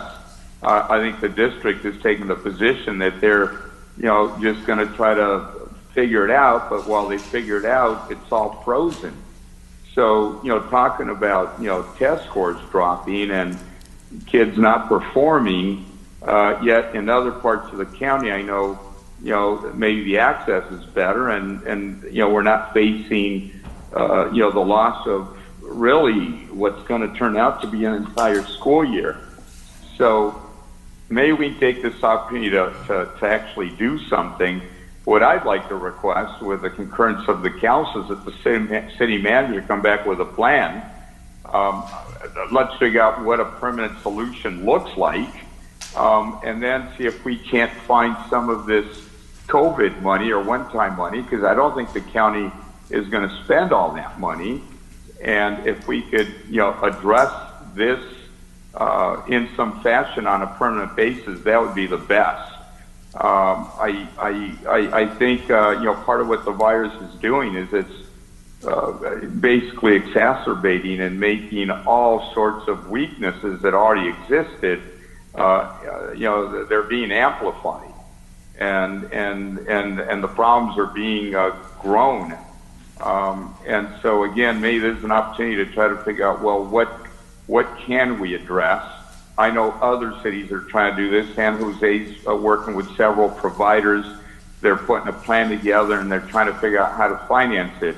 We can go to Mayor Liccardo and get more information on that. But I think there's certainly examples we can emulate and try to figure out, maybe is there something short term that we can do, something immediate. Again, we've got a lot of buses at OCTA right now that are not being utilized, and I think they're big enough where you could have all the equipment that you needed to be able to transmit signals, and or vans. We've got a lot of vehicles at OCTA, but also permanent solutions. Larger fixes that are more permanent in nature. Any other thoughts from council members, please? Yeah, Mr. Mayor, this is Councilmember Penaloza. Sure. Thank you. Just wanted to thank Councilmember Sarmiento, my colleague, for bringing this forward. I'm kicking myself for not adding my name to it. I should have reached out to him sooner. But this is something that's very important and much needed in our community. And I just want to also remind our city manager to not lose sight of this task and work closely with the school district, because I think that's going to be the key partnership is with the school district, and to really get this internet access to those who need it, which is the 50-some thousand children. I'm not saying that all of them don't have access to internet, but a lot of them do. And about 20%, I'm sorry, say that again, Madam? 20% do not have access. Oh yeah, 20% of the school district enrollment do not have access to internet, which is very unfortunate, because even just right now during COVID-19, that is how everyone is doing instruction. From what I've heard, that's what a lot of school districts around the country are going to be doing. Instruction is through online databases and platforms. So it's important that we give this access to them. But I also want to remind staff to keep in mind that of the unintended consequences that this could potentially have with the very large transient community that we have in the city, and that's why I want to put emphasis on close partnership with the school district to really focus and zero in on those children that need it. I don't want this to be a case like the free cell phones.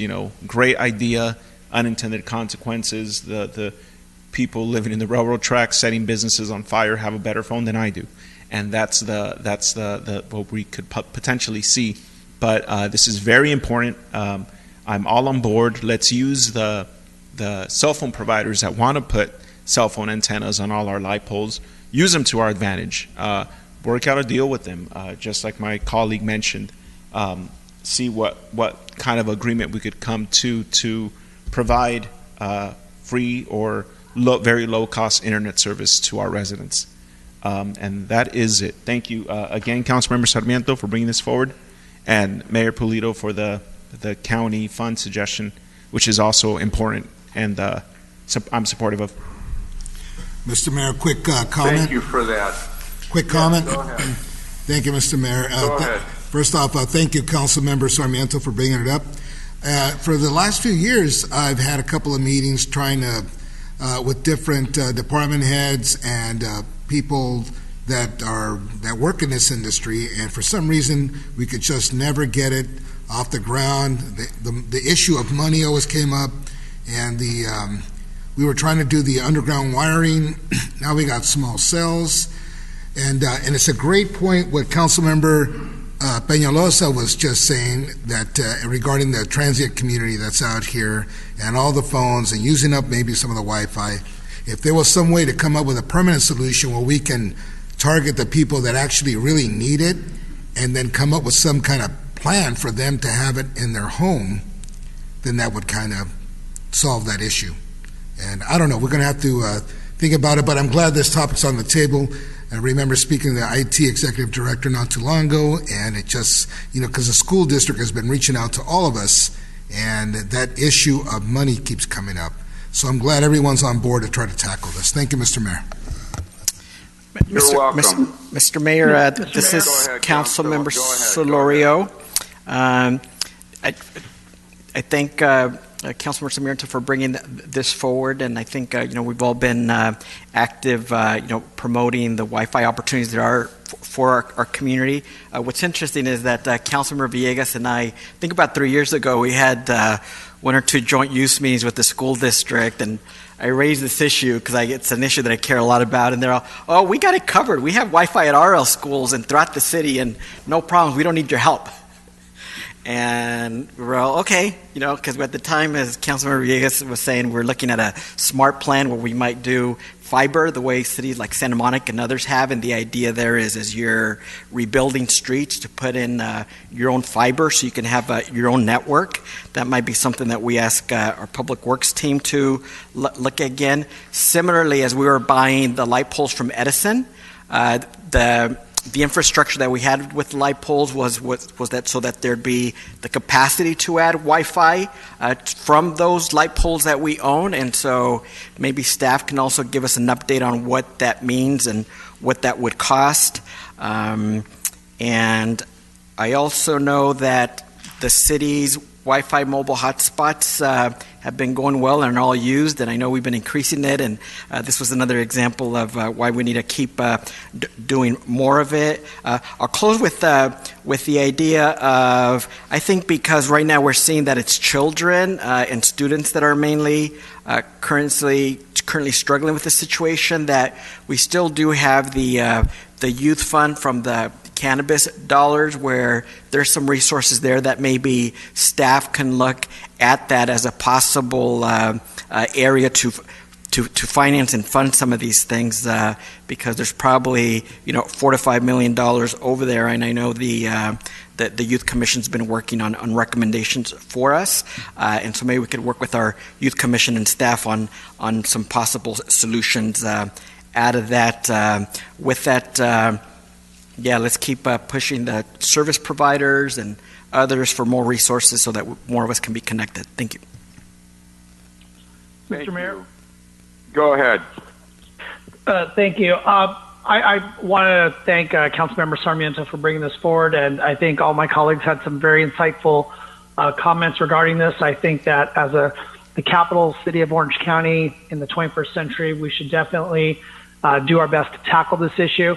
As we talk about infrastructure and how to do the physical construct of a network like this, I would also like to ask our staff to also consider ways to partner with our existing providers to get service to the folks that most likely cannot afford this. Because I think what we have been hearing is that there are folks that, there's a special discount or a deal, but then there might be a bigger commitment. Now, I know that my colleagues have talked to some of the providers to, get past that issue, but I think that there might be a way that our staff, maybe it's something that, again, through a partnership, maybe similar to how we handle trash services or other services where we have providers come in and we're able to work out some sort of arrangement with them to provide it at a certain level for our residents. And hopefully we can be pioneers in that arena, but whether it's physical infrastructure or whether it ends up being some sort of arrangement that we can work through with the providers, either way, I appreciate this idea and goal being brought forward to us. So again, thank you. All right. So with that, why don't we go on to the next item? That's, I believe, go ahead. That's 85D, and we did not receive any correspondence on this item. All right. Is there any opposition to that? I think that's digital messaging coming out from the city to all graduates throughout our city. Is that pretty much it? Mayor, this is Kristine. I'm pretty clear on what she wants, so if there isn't any opposition, I'm prepared to move forward. It's just basically congratulating all of the graduates, the 2020 graduates in our community via the digital boards that we have access to. Mr. Mayor, this is Councilmember Penaloza. I'm not opposed to it. I think it's a great idea. But I wanted to ask the city manager if this would be the appropriate time for you to talk about any discussions or possibilities you've had with the school district in other ways where the city could recognize the graduating class of 2020, or if you could want to save them for your manager comments, that's fine. Oh, just two quick comments. Thank you for asking the question. The superintendent did ask if we could light up the water tower in white and red for the city district school colors. And then the other thing is they are doing a banner program. I don't know if you're aware of it, but the Santa Ana Unified School District, they're selling banners to congratulate the graduates, and they'd like to see them placed around town just to help the kids celebrate this great occasion, and we are looking into acquiring those as well. Perfect. And I want to make sure that we clarify, and I'm not sure if you already did, but that it's not yellow and red, or is it white and red? Because initially I heard red and white, but then someone did say yellow and red. Okay, because the school district's colors are yellow and red, or gold and red. So I just want to make sure we don't, because I've been told by our wonderful water department the task it is to climb up there, so I want to make sure that we get the colors right. So let's make sure we're communicating with the school district and just double checking on that color coordination. I actually heard red, white, yellow, and black. So. Oh, okay. But I will confirm. All right, thank you. Mr. Mayor, this is Councilmember Solorio. I really like and support this idea. I think the more ways that we can collaborate with our school districts, the better. And additionally, I know we have our own cable channel that maybe we can display information there on the graduates. Also, we do have about 6,000 students that attend schools in the Garden Grove Unified School District and Orange Unified, a few in Tustin. So to the extent that every now and then we can include their colors and logos and students as well, that's important as well, because they are a big chunk also of our student population. That is an excellent point. Thank you, Councilmember Solorio. What I want to add, if I may, was along those lines. We also have a lot of students here in our city that go to charter schools and private schools. They're a very significant population. I think we are happy for all graduates. So to the extent, whether it's OSHA or Mater Dei or the Samueli Academy or Ednovate or, some of the other schools, the Calvary Chapel schools. It's amazing the number of high schools and schools in general that we have here in town. I also know we have Tustin Unified in portions of the city. Some of our kids go over to Orange Unified. There's a few areas that are even in Irvine. Just let's figure out how we can, tell them that they're all winners, that we're proud of them all, that we wish them the very, very, very best, and try to do whatever we can to overcome this pandemic and the fact that a lot of their celebrations and parties and ceremonies are all being really taken away from them. Again, I think the more the merrier. Let's task the city manager and the rest of the city staff to keep coming up with ideas on how we can tell all our graduates how much we appreciate all their hard work and their accomplishments. So with that, Mr. Mayor, where are we? Mr. Mayor? Yes. And can I add Go something ahead. to that really quick, just since we're on the topic and the subject? Just wanted to also say that I saw on social media today that former President Barack Obama is also doing a graduate together commencement ceremony for all 2020 class across the country. So just wanted to make the public aware to look out for that. Be a nice commencement speech by the former president to include everybody graduating this year. And it's graduatetogether2020.com. So just for Thank you for that. information. Thank you. Thank you. Now let me turn our attention, if I may. I believe we're on the Housing Authority. That's correct. So I'm going to call the Housing Authority to order. Roll call, please. Authority Member Becerra. Here. Authority Member Penaloza. Here. Authority Member Sarmiento. Here. Authority Member Solorio. Here. Vice Chair Villegas. Here. Chair Pulido. Here. A question, are we going to do an excused absence for Councilmember Iglesias, and if so, should we also include the Housing Authority? Yes, you may do that at this time for Housing Authority. And I think if we're going to do it, we should be fair and do the council as well. In general, that's been our practice.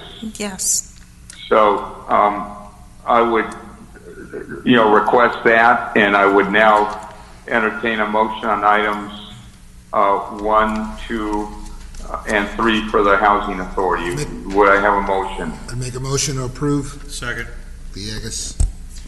Roll call vote, please. Authority Member Becerra. Yes. Authority Member Penaloza.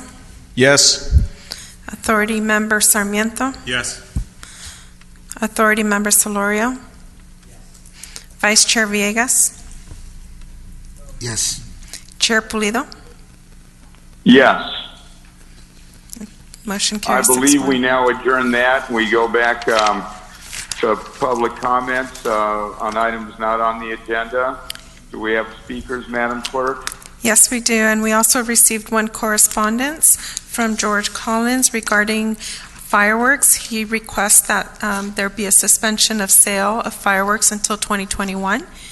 And for the 2 virtual individuals who would like to speak, if you could please state your name and topic and state your issue. You have 3 minutes.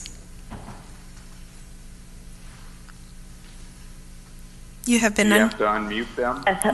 Yes, hi, my name is Erica Gonzalez. I'm a Santana resident, small business owner, and an organizer. I am commenting in regard to the item 85B. Since we are bringing up in lieu fees, I wanted to bring up a PRA that was submitted to Councilman Solorio back in 2018. It was submitted in request to get transparency and to get more information regarding these in lieu fees. I'm going to go ahead and outline some of those points, so maybe we can get those answers tonight. We will be resubmitting this PRA so that we can get these answers in writing as well. Because if we're going to be revising the whole ad hoc and the in lieu fees and everything, then we want to make sure that there's going to be real transparency and real community input when it comes to these in lieu fees. So according to the PRA that we submitted, we want to get all documents that in regards to meeting agendas, meeting notes, anything relating to how many affordable housing units the city of Santa Ana currently has and is also planning to have. We want to get notes regarding the requirements and maximum occupancy for affordable housing units in Santa Ana. We want to know how decisions are made to set the income requirements for affordable housing units and who is making these decisions. We want to know, we want to get information regarding or relating to the management of the in lieu fees that have been paid, the type of account, who oversees it, what is the total amount of the in lieu fees that the city currently has.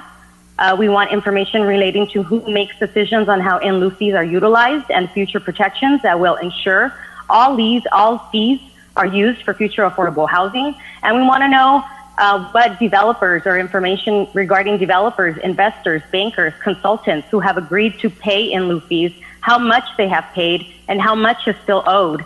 I don't know if this is in regards to the, $35 million that Mike Terra has to pay, the in lieu fees for that 37-story building you recently approved last meeting. So I don't know if he's trying to get out of those fees. I don't know what you're trying to do here. You're obviously not for the people because you voted, Solorio, against the rent freeze. Don't think we didn't hear that. Thank you for the other council members who pointed it out. So we know where you stand. You're going to be running for mayor. We're paying attention. Don't think that we're not. We're paying attention. We're taking receipts, and we're going to force you to be transparent because we want to know what is happening with this money. Where are these fees going? Who's profiting? What community interests are being satisfied? So like I said, we're going to be resubmitting this PRA. We need answers, and I'd like to have some of those answers tonight, and I'm sure my fellow residents would also like to have some of those answers. Have a good night. Okay, next speaker. Please clearly state your name and topic. You have been unmuted. You have 3 minutes. Hi, my name is Lisa Gonzalez-Solomon. As you know, I'm the principal of Madison Elementary School, but I'm also a resident here in Santa Ana for over 20 years. I want to thank the City Council for supporting our district, for supporting our schools, and for supporting getting citywide Wi-Fi in our throughout our community. I'm here speaking not just on behalf of the kids at my school, I'm speaking on behalf of residents who do need the Wi-Fi, who do need the access. We have so many of our kids that have returned back from college and have to work remotely, and we want to continue their education. We want to continue supporting them. We also have a lot of people who are working remotely who also need that support of the Wi-Fi. As you know, our district has been working very hard. We've distributed over 40,000 Chromebooks to our students. We've ordered another 10,000. We've also distributed hotspots to our students. We've ordered another 4,400 hotspots. We've given 800,000 meals to our children. And I do believe that if we want this to work and we do get citywide Wi-Fi, it's going to be something that we all have to come together. We have to bring property owners in. We have to bring bus companies in. We have to bring all the providers who do make money off of our community in. We have to bring everybody in and say, this is a problem that we need to solve together. It's not a time to point fingers or say it's the city's problem or it's the district's problem. It's a time that we come together and we solve this together with the county, with the state. We work with everyone we can to try to provide citywide Wi-Fi so we can continue to educate the children of Santa Ana. I do want to speak from the heart when I tell you thank you, all of those of you who have supported our community and our families, whether you've been out handing out food or handing out hand sanitizer or just making decisions that will really affect our children and our future. Not just the future of the children, but the future of our community and the future You have of 1 minute Ana. left. Now is the time that we will come together for our people. Our world is changing, and it would be amazing to see our great city leading the way.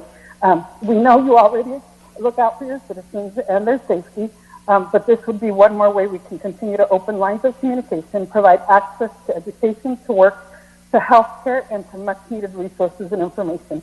You will truly be our heroes if you can make this happen, to have this be the first city to announce the steps that they've taken to ensure our community has access to education, access to resources, and also access to information. We do want our kids to continue to graduate. We continue to support them. Our staff and our district has been working night and day to make sure that our kids keep learning. And I just wanted to say thank you for all of you that supported the citywide Wi-Fi. Thank you for those of you that look out for our families and the rents that they have to pay. We're very, very grateful. Thank you for your heartfelt comments. I know I speak for the council when we say we appreciate all the hard work that you're doing. With that, Madam Clerk, do we have any other comments? Yes. Please clearly state your name and topic. You have 3 minutes and you have been unmuted. My name is Joselinda and I'm a resident in Ward 2. Thank you for affirming the rent freeze on agenda item 60A, but I'm calling you out to extend it to match the eviction moratorium. Many of my own family members, friends, and colleagues and residents over on Santana are renters and severely rent burdened. Many are undocumented and don't qualify for COVID-19 relief benefits, and many have lost their jobs or have experienced a reduction of work hours, leaving them unable to pay rent. It would be nearly impossible for folks to deal with rent increases while they are still struggling to pay back the debt they have incurred. This is particularly true for people that will continue to have no jobs after this pandemic is over. Keeping and extending the rent freeze would ensure in lessening the negative impacts of COVID-19 by alleviating financial insecurity, preventing housing displacement, and lowering the risk of the COVID-19 spread. With the acknowledgement of the municipal powers you carry and the present needs of the community, you have the power to minimize housing displacement and the risk of being houseless for Santana residents. And I trust that you will make the only decision that is just for our community here in Santana, which is not only keeping a rent freeze during the COVID-19 emergency declarations, but also extending it for at least 6 months thereafter. Thank you so much. Thank you. Other comments, Madam Clerk? Yes. Please clearly state your name and topic. You have 3 minutes. You have not been unmuted. Hi there. My name is Nathaniel Greenside. I spoke a little bit earlier, and I wanted to clarify about the community block grants and how City Council do better to ensure that the folks who aren't developers understand how they can participate in the community block development grants. So to that regard, I wanted to ask that you all do some due diligence and figure out what can be done at the city level to ensure that there's community understanding of how community block development grants works, etc. And then I want to speak also additionally on the rent freeze, a little bit more aggressively on the rent freeze. Thank you for affirming the rent freeze that was enacted. Many of the folks who we have spoken to as a part of Tenants United Santa Ana, which is a group I am a part of, is that they have asked for an extension, and the reason being that once the orders are lifted, they currently don't have the ability to work. And so once the orders are lifted, to have a landlord serve them with a rent increase is going to put them further behind when they're already trying to catch up. And then on top of that, the way also that you all can do that is that you have the powers to do so.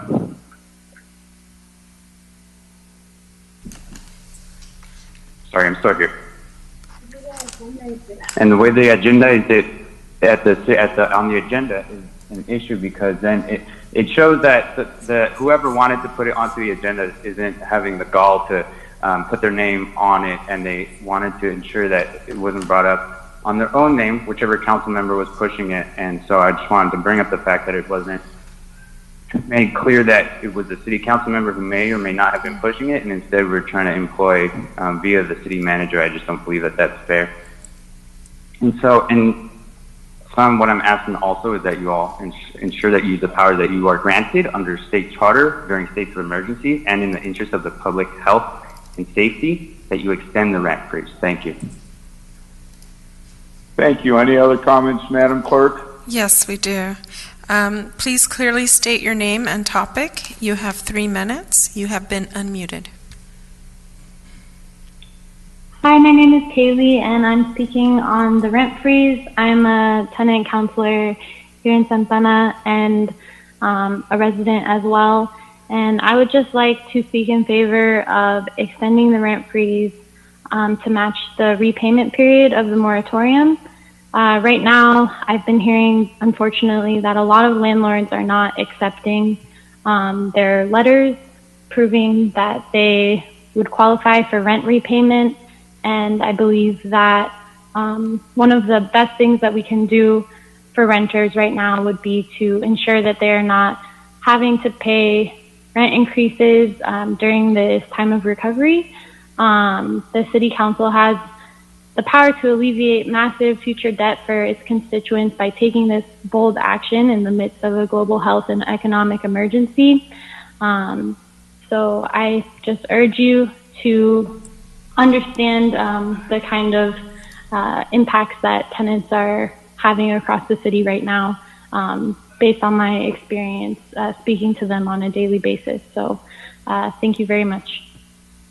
Thank you. Other comments, Madam Clerk? Yes, we have one last one. If you could please clearly state your name and topic. You have 3 minutes. Hello, my name is Maria Saha, and I'm talking on the rent freeze. I am also a Santa Ana native and a Santa Ana tenant counselor here for Tenants United Santa Ana, and I am here to support extending the rent freeze to match the repayment period of the eviction moratorium. I don't find it just that a tenant could potentially face a rent increase while they're paying back the debt they accumulated in the process or during the COVID-19 pandemic. I have heard stories of landlords harassing and forcing tenants to pay the repayment plan they constructed without even letting them know of their protections under the eviction moratorium. And they're not even aware of the rent freeze that's already in place. So I really urge you to protect tenants, put them first because they need it. This is a public health crisis, and it's very unfortunate that we have to even ask for this. I mean, that's just my opinion, but I ask that you consider this. I ask that you take this into account because there are many tenants out there that are suffering, and they deserve to be taken into account and heard. Thank you. Thank you for your comments. Madam Clerk, we have one more, or are we done? We actually did have another one raise their hand. If you could please clearly state your name and topic. You have 3 minutes. You have been unmuted.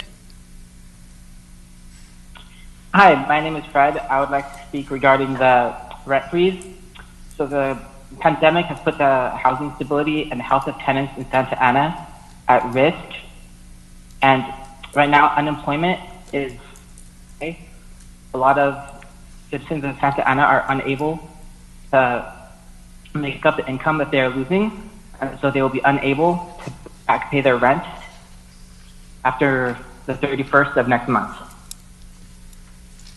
So I think that we need to extend the rent freeze to match with the eviction moratorium. And I think that if we don't do that, we are at risk of exacerbating the current health crisis, as well as exacerbating the housing crisis which exists in Santa Ana. Thank you. Thank you. Was that the last speaker, Madam Clerk? Yes, that was. Okay, I believe now do we go to, is it city manager comments?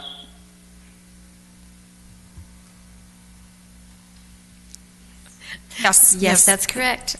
Mayor, just a few items tonight. I want to comment that staff has been working diligently behind the scenes. Kudos to our finance department. We are going to be coming before you at the very next council meeting. That's on later this month to go over let you see a first look at our proposed budget for your consideration, and not only the budget, but also a brand new strategic plan that we've been working on as well. And then to let you know, as the governor announced today, that the state could be progressing towards stage 2, which would entail reopening of other low-risk businesses. We are putting a plan in place and evaluating how we can slowly bring back city services but still protect the health and welfare of our employees and the public, given that there still is a pandemic out there. And the final thing, I think we have a picture for you on the screen, but after quite a long year and frustration among many residents, under the Broadway and I-5 freeway bridge, there's been a significant trespassing issue, which is we have spent a lot of time, a lot of cleanup in the area, a lot of police officers' time, but I am happy to report there is finally a completion of an installation of a fence that completely blocks that area off, and this was a result of a lot of hard work in the Public Works Department, and we had to work closely with the state because it is Caltrans property. We are responsible for maintaining the fence, but we did use all of our monies that we had for National Pollutant Discharge Elimination System compliance, as the littering problem that was taking place under there was creating stormwater pollution issue. So that is up, and you have lots of happy residents in that area of town. And that's all, sir. Thank you for that. Councilmember comments. Why don't we go ahead and start with Councilmember Solorio? Thank you, Mr. Mayor. Just two things. First, I do want to thank our city managers and Public Works Director and Parks Director and Community Development, everybody that was involved with fencing off what's been called in that community the tunnel to nowhere that was many months and years in the making, so I'm very, very, very thankful. Second, obviously, we continue to be in this COVID situation, and the governor slowly is allowing counties and cities to open up. I know based off of Councilmember Becerra's suggestion in our first executive order, we mentioned that we as a city council would decide kind of when we reopen up, and so I think at some point we might want to be a staff, figure out what that looks like and when we might need to vote on something, or I'd be perfectly fine with just having our city manager lead, what things we begin to open up that we previously closed off before. Secondly, even though we're starting to open up, I know we're getting increasingly more emails and calls about businesses that our residents think shouldn't be open. And maybe via our social media and other channels, we can inform the public about our views on that or where to make reports, because I do know that there have been some reports and some code enforcement, but I know that we're really more about compliance rather than fining folks. So if staff can work on those things, that would be fantastic. Thank you. Thank you. Councilmember Penaloza, please. Thank you, Mr. Mayor. Just wanted to thank city staff and the city manager again, and the chief of police, the police department, everyone, for really just holding it together throughout this whole pandemic crisis and keeping the city still operating and all essential services still in full force. I'm very thankful for your leadership, and just wanted to make sure that you're aware of that.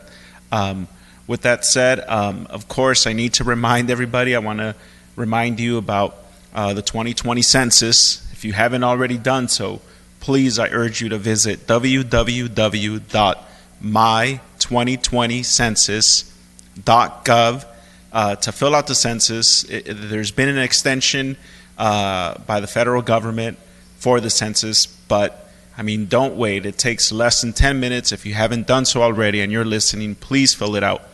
And just one last thing, wanted to wish a very happy Mother's Day to all the mothers out there in our city, and here at City Hall, our staff, anyone who's a mom, happy Mother's Day.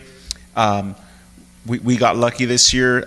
Latin Mother's Day falls on the same day, which is May 10th, and so if people are like my mom that like to be celebrated twice, which, hey, she deserves all the celebration. She's my mother and love her dearly. So happy Mother's Day to all the moms out there. And that's it, Mr. Mayor. Thank you. Thanks for that. Councilmember Becerra, please. Thank you, Mr. Mayor. I too want to thank our staff for all the work that they are doing during this unprecedented time. I really appreciate it, your leadership and just your steady hands steering the ship. Again, it's very appreciated. A couple of items I want to bring up. One is down on the south end of town, we are seeing quite a bit of street racing. And, I was out one night walking my dog, and it just sounded very intense. Cars going down MacArthur, going down Bear.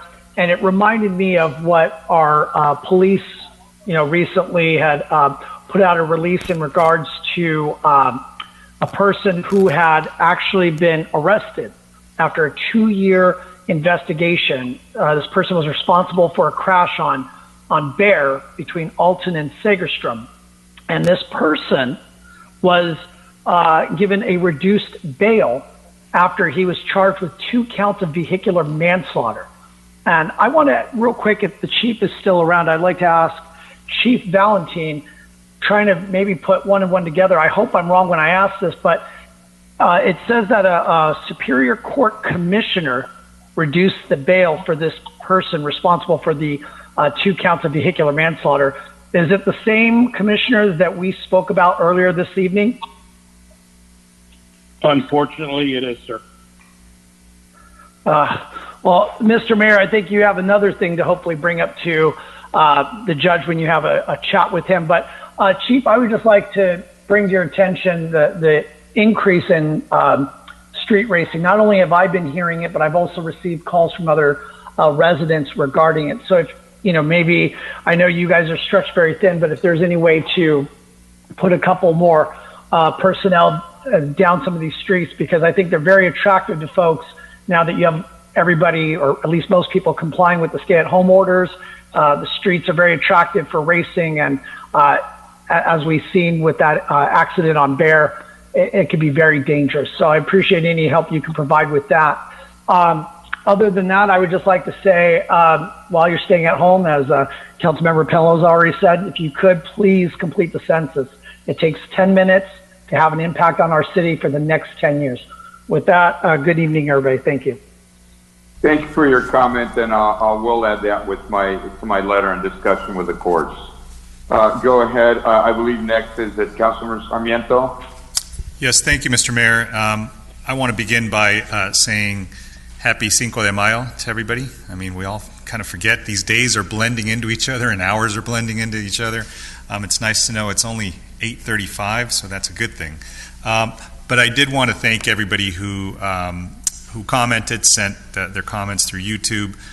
Thank our staff for all the hard work that they've been doing. But I also want to thank our residents, who this must be really, really difficult on. And I think that, I see people biking a lot more, walking a lot more, but more than anything, they are respecting these really difficult conditions that they're living in. So,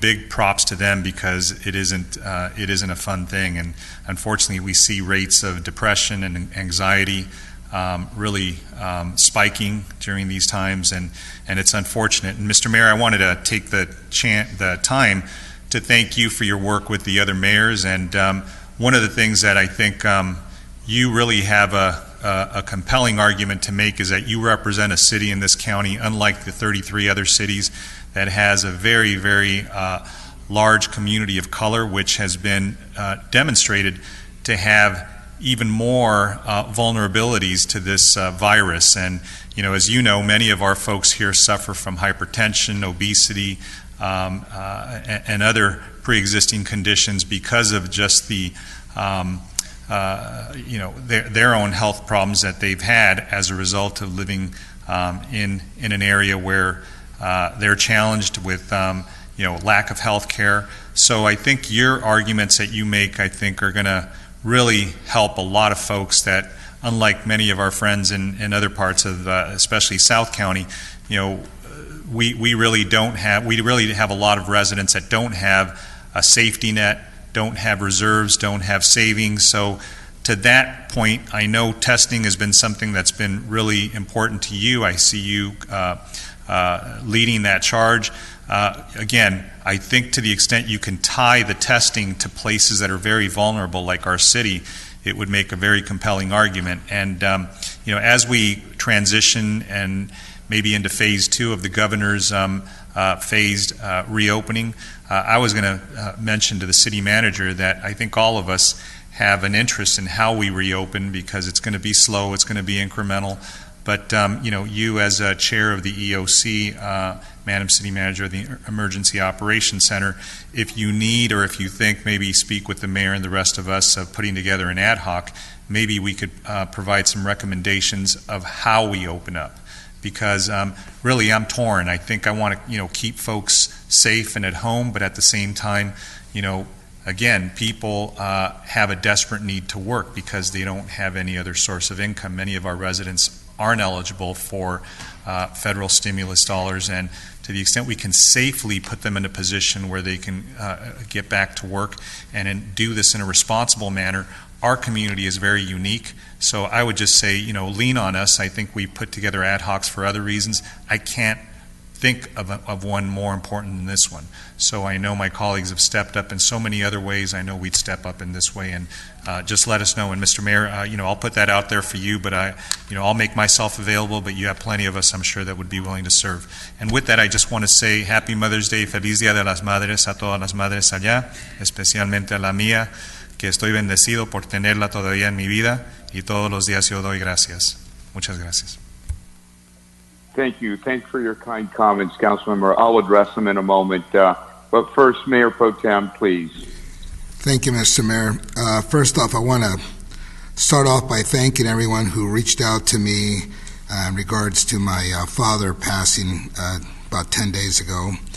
I received a lot of phone calls, emails, text messages, Facebook comments, cards, flowers, and even emails from the public to my city account. And here on the dais waiting for me, there's 4 cards from constituents here in the city, and I just want to thank you all for reaching out to me and supporting my family and I during this difficult time. And, the work continues. And even though we are going through this pandemic, for the last couple of weeks, I've been on the phone working behind the scenes, calling Washington, D.C. to get support for our applicants here in the city, the ones that are applying for the SBA small business loans. And we made some progress, and we're still working on it because I'm trying to get something going. And it's just a little difficult. There's so many people asking. But I even made phone calls to the White House to get support. And they were well received, and it's nice to see that they're supporting us in our ask at the SBA, because the small businesses here in Santa Ana really could use the help. There's some folks here who could use some help. They're not up to speed on technology, and I'm glad to see that the city staff has been stepping up to help them to work with the SBA, and I'm just trying to do everything we can to help everyone. And so thank you again to the staff and to the public for reaching out. Thank you so much. Thank you, Mayor Pro Tem. Let me just say the following. That is that I have been working probably harder than I've worked on virtually anything in my life on this virus, and we're having a lot of things going on behind the scenes. Over the weekend, for example, when I saw the beaches being closed, and for good reason, there was too much crowding, et cetera, but I know that many of those residents are inland residents. They're from Santa Ana, they're from Anaheim, they're from all over the county and beyond. And so I thought it was important to try to reach out to the mayors along the beaches and try to help them out. So I called Mayor Faulkner from San Diego, and he sent me his plan, the plan that they have in San Diego. And of course, those beaches were not closed. And I made those plans available to mayors along the coast here in Orange County. And I suggested to them, instead of going to court and fighting, sometimes you have to go to court and fight. You have no alternative. But other times you can solve things. And I don't know if you've noticed, but now we've got Huntington, Dana Point, Laguna, and soon others. They're opening up, and they're opening up in sensible ways. And I think that becomes important because we have to give people hope. We have to give them hope and ways of dealing with a pandemic. But I tell you that I believe that we are under grave danger, largely because I don't believe that the county's been testing aggressively. And if you look at countries around the world, those that are doing best are those that took it very seriously, very early. And we have, in the sense that we've asked everybody to stay at home, and residents have been absolutely, very, very, very compliant. But it's not enough. We don't know where the virus is. We're not doing real contact tracing. We're not even doing significant testing. Today, countywide, we had about 2,000 tests, which is up from the 80 that we were doing a few weeks ago. And I've been, really trying to alert everybody I could. I finally got a chance to speak to the governor, and governor couldn't believe it, that in a county of 3 million plus people, we were testing 80 people a day. And we've been doing that for a long time. Today, I think we're finally approaching, 40,000 tests countywide since the inception of the virus. But imagine 40,000 tests in a county of 3 million. It's very, very, very little. We're barely over 1%. And so I want us to consider taking action, because even though we're going to begin to open up, and it's important to do so. And by the way, in opening up, I want to share with the council something I'm sharing with mayors across the region. That is that Mayor Garcetti, looked at 50 different cities around the world and how they've come up with plans on opening up. And by the way, like it or not, we're all in this together, meaning Orange County can't break off from LA County and just say, well, we're going to do our own thing and we don't care at all about LA. Our people work, they travel, they live in different cities. We have a lady here in Santa Ana that has a catering truck. She gets up in the morning, she goes from Santa Ana to San Juan, to Mission Viejo, to San Clemente, then she goes to Downey, to Whittier, and then she comes back to Santa Ana. That's one lady in a catering truck. We have to help that lady make sure that she's safe, that she's not infecting others, and that she's able to keep her job. Anyways, where I'm getting at and what I'm getting to is I've asked the city manager and city attorney to look at the possibility of having our own health officer. It turns out Long Beach has their own health officer, Pasadena does. There's a few other cities around that do, and we ought to give it some thought, because this might not be not only not the last pandemic, we might not be out of it for longer than we would care to admit. And I think as we come out of it, we need, folks that are working really on our behalf, and with, some focus to our individual city. And by the way, this feeling is felt by many other cities throughout Orange County. It turns out that there's some monies associated with that, so it's not something we'd have to fund from zero necessarily. I really think we ought to give it some serious consideration, i.e.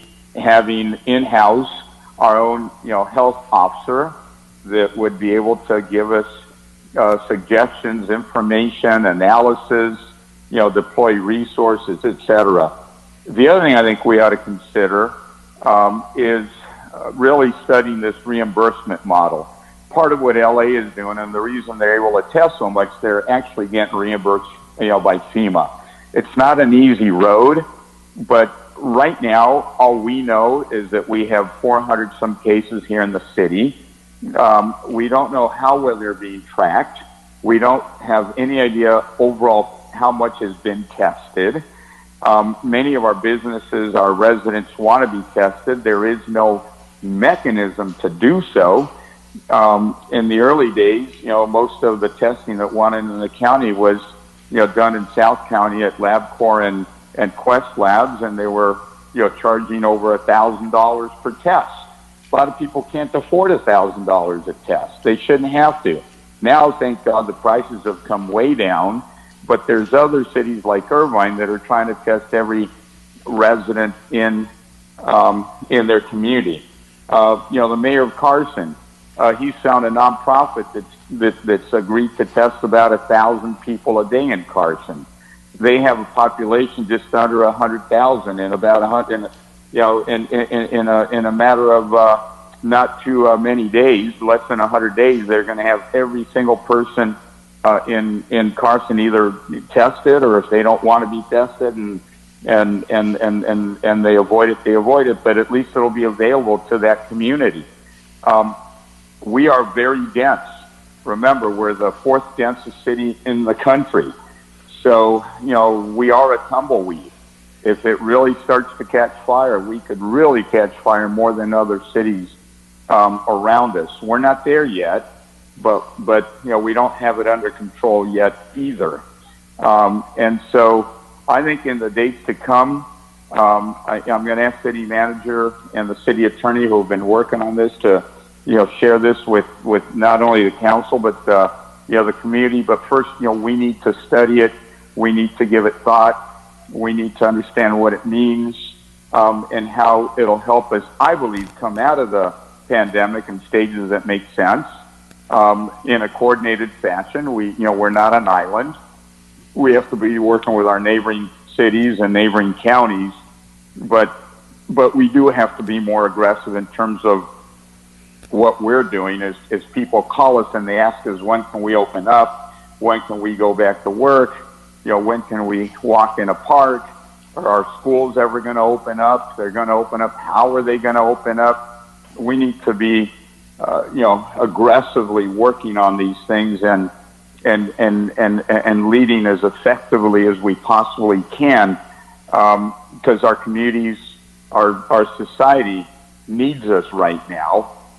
This is a silent enemy, but it's one of the most powerful enemies, I believe, that we've seen. And look, we don't really know. Meaning, there are some that I encounter that say, well, maybe the mortality rate is much lower. And maybe it is. But until we test and we have better information, we don't really know what's happening. We do know that in New York, they figure about 25% of the population has already had it, and most of them survived it. So maybe it's not as dangerous as it would otherwise seem. But until you have information, everybody's just guessing. What we do know is that a lot of people have already died, and this is potentially a long way from being done. There's countries like India that I believe have only just begun. Even though, it's not penetrated deeply, once it does, it's going to be very hard to stop in certain environments. But here we're in Santa Ana, middle of Orange County. Believe me, Mayor Sidhu is very worried about Disneyland and all the hotels and the convention center and the economy. What are they going to do? I mean, I got a call from the California Angels saying, Santa Ana is a very important community to us. A lot of baseball fans here. Well, a lot of Angel supporters here. What can we do to help you? So I think right now as a council, we need to be talking more to each other about this issue, coming up with more ideas, and figuring out how do we work not only as a city, but effectively as a region. And right now we're not getting, strong support from other sectors, in particular the county. They're sitting on $554 million. And the only reason they have that money is because we are 3 million plus people here in Orange County. Now, I would, suggest to you all that we're a very odd county in the sense that the county only has about 135,000 residents, yet there's over 3 million people in the cities. So I would argue that money should be going to the cities where the people are. We didn't receive it because we have a lot of bike trails. We received it because we have a lot of people. Most counties have the majority of the county as unincorporated land with some incorporation within it. Orange County is a county at a different moment in time, and we ought to consider what that means. And I think, again, having our own public health official is maybe simply, a first step in trying to maybe reorganize the county a little bit and trying to be readier to respond to things such as this pandemic. So with that, thank you for your kind comments. I will, soon get you this plan that Mayor Garcetti has put together. We all gave a little bit of input, but really he did it. They looked at 50 cities around the world. I think he's got a good idea. We're trying to coordinate with the governor. It's not good when the governor does things that are not in coordination with cities. And I think if we stick together as cities, we can have a very, very loud voice, not only here in Orange County, but across the state and ultimately beyond. But remember this, we're the 5th largest county in the country. We're bigger than most states. We're bigger than most countries in the world. If we were a country, we'd be somewhere around 45. And we have a lot of resources. We have to insist that they be deployed efficiently and correctly. So with that, let me just thank you all. Any final comments from anybody? If not, if there are no comments, we'll adjourn the meeting. Any final comments? Mr. Mayor? Yes, sir. Councilmember Penaloza. The Angels are Los Angeles now, not California. Not California Angels. I'm sorry. They are. Well, they really should be Anaheim. That's just Arnie Moreno trying to make it Anaheim Angels for the sure. Los Angeles Angels. All no, right. I know they're not the California Angels, but they really are the Anaheim Angels. But he won't let them use that name. They are. Thank you, sir. All right. Thank you all. So let's go ahead and adjourn this meeting. And thank you, staff, for all the hard work that you guys are doing. I know it's nonstop. I know, Kristine, it's been a year now. Happy anniversary. I know this is probably not what you signed up for, but sometimes we don't know what we're signing up for. But once we sign up, we do a great job. And you're all doing a great job, especially our city manager and all the different roles that she's having to play right now. Thank you all. All right, this meeting is adjourned.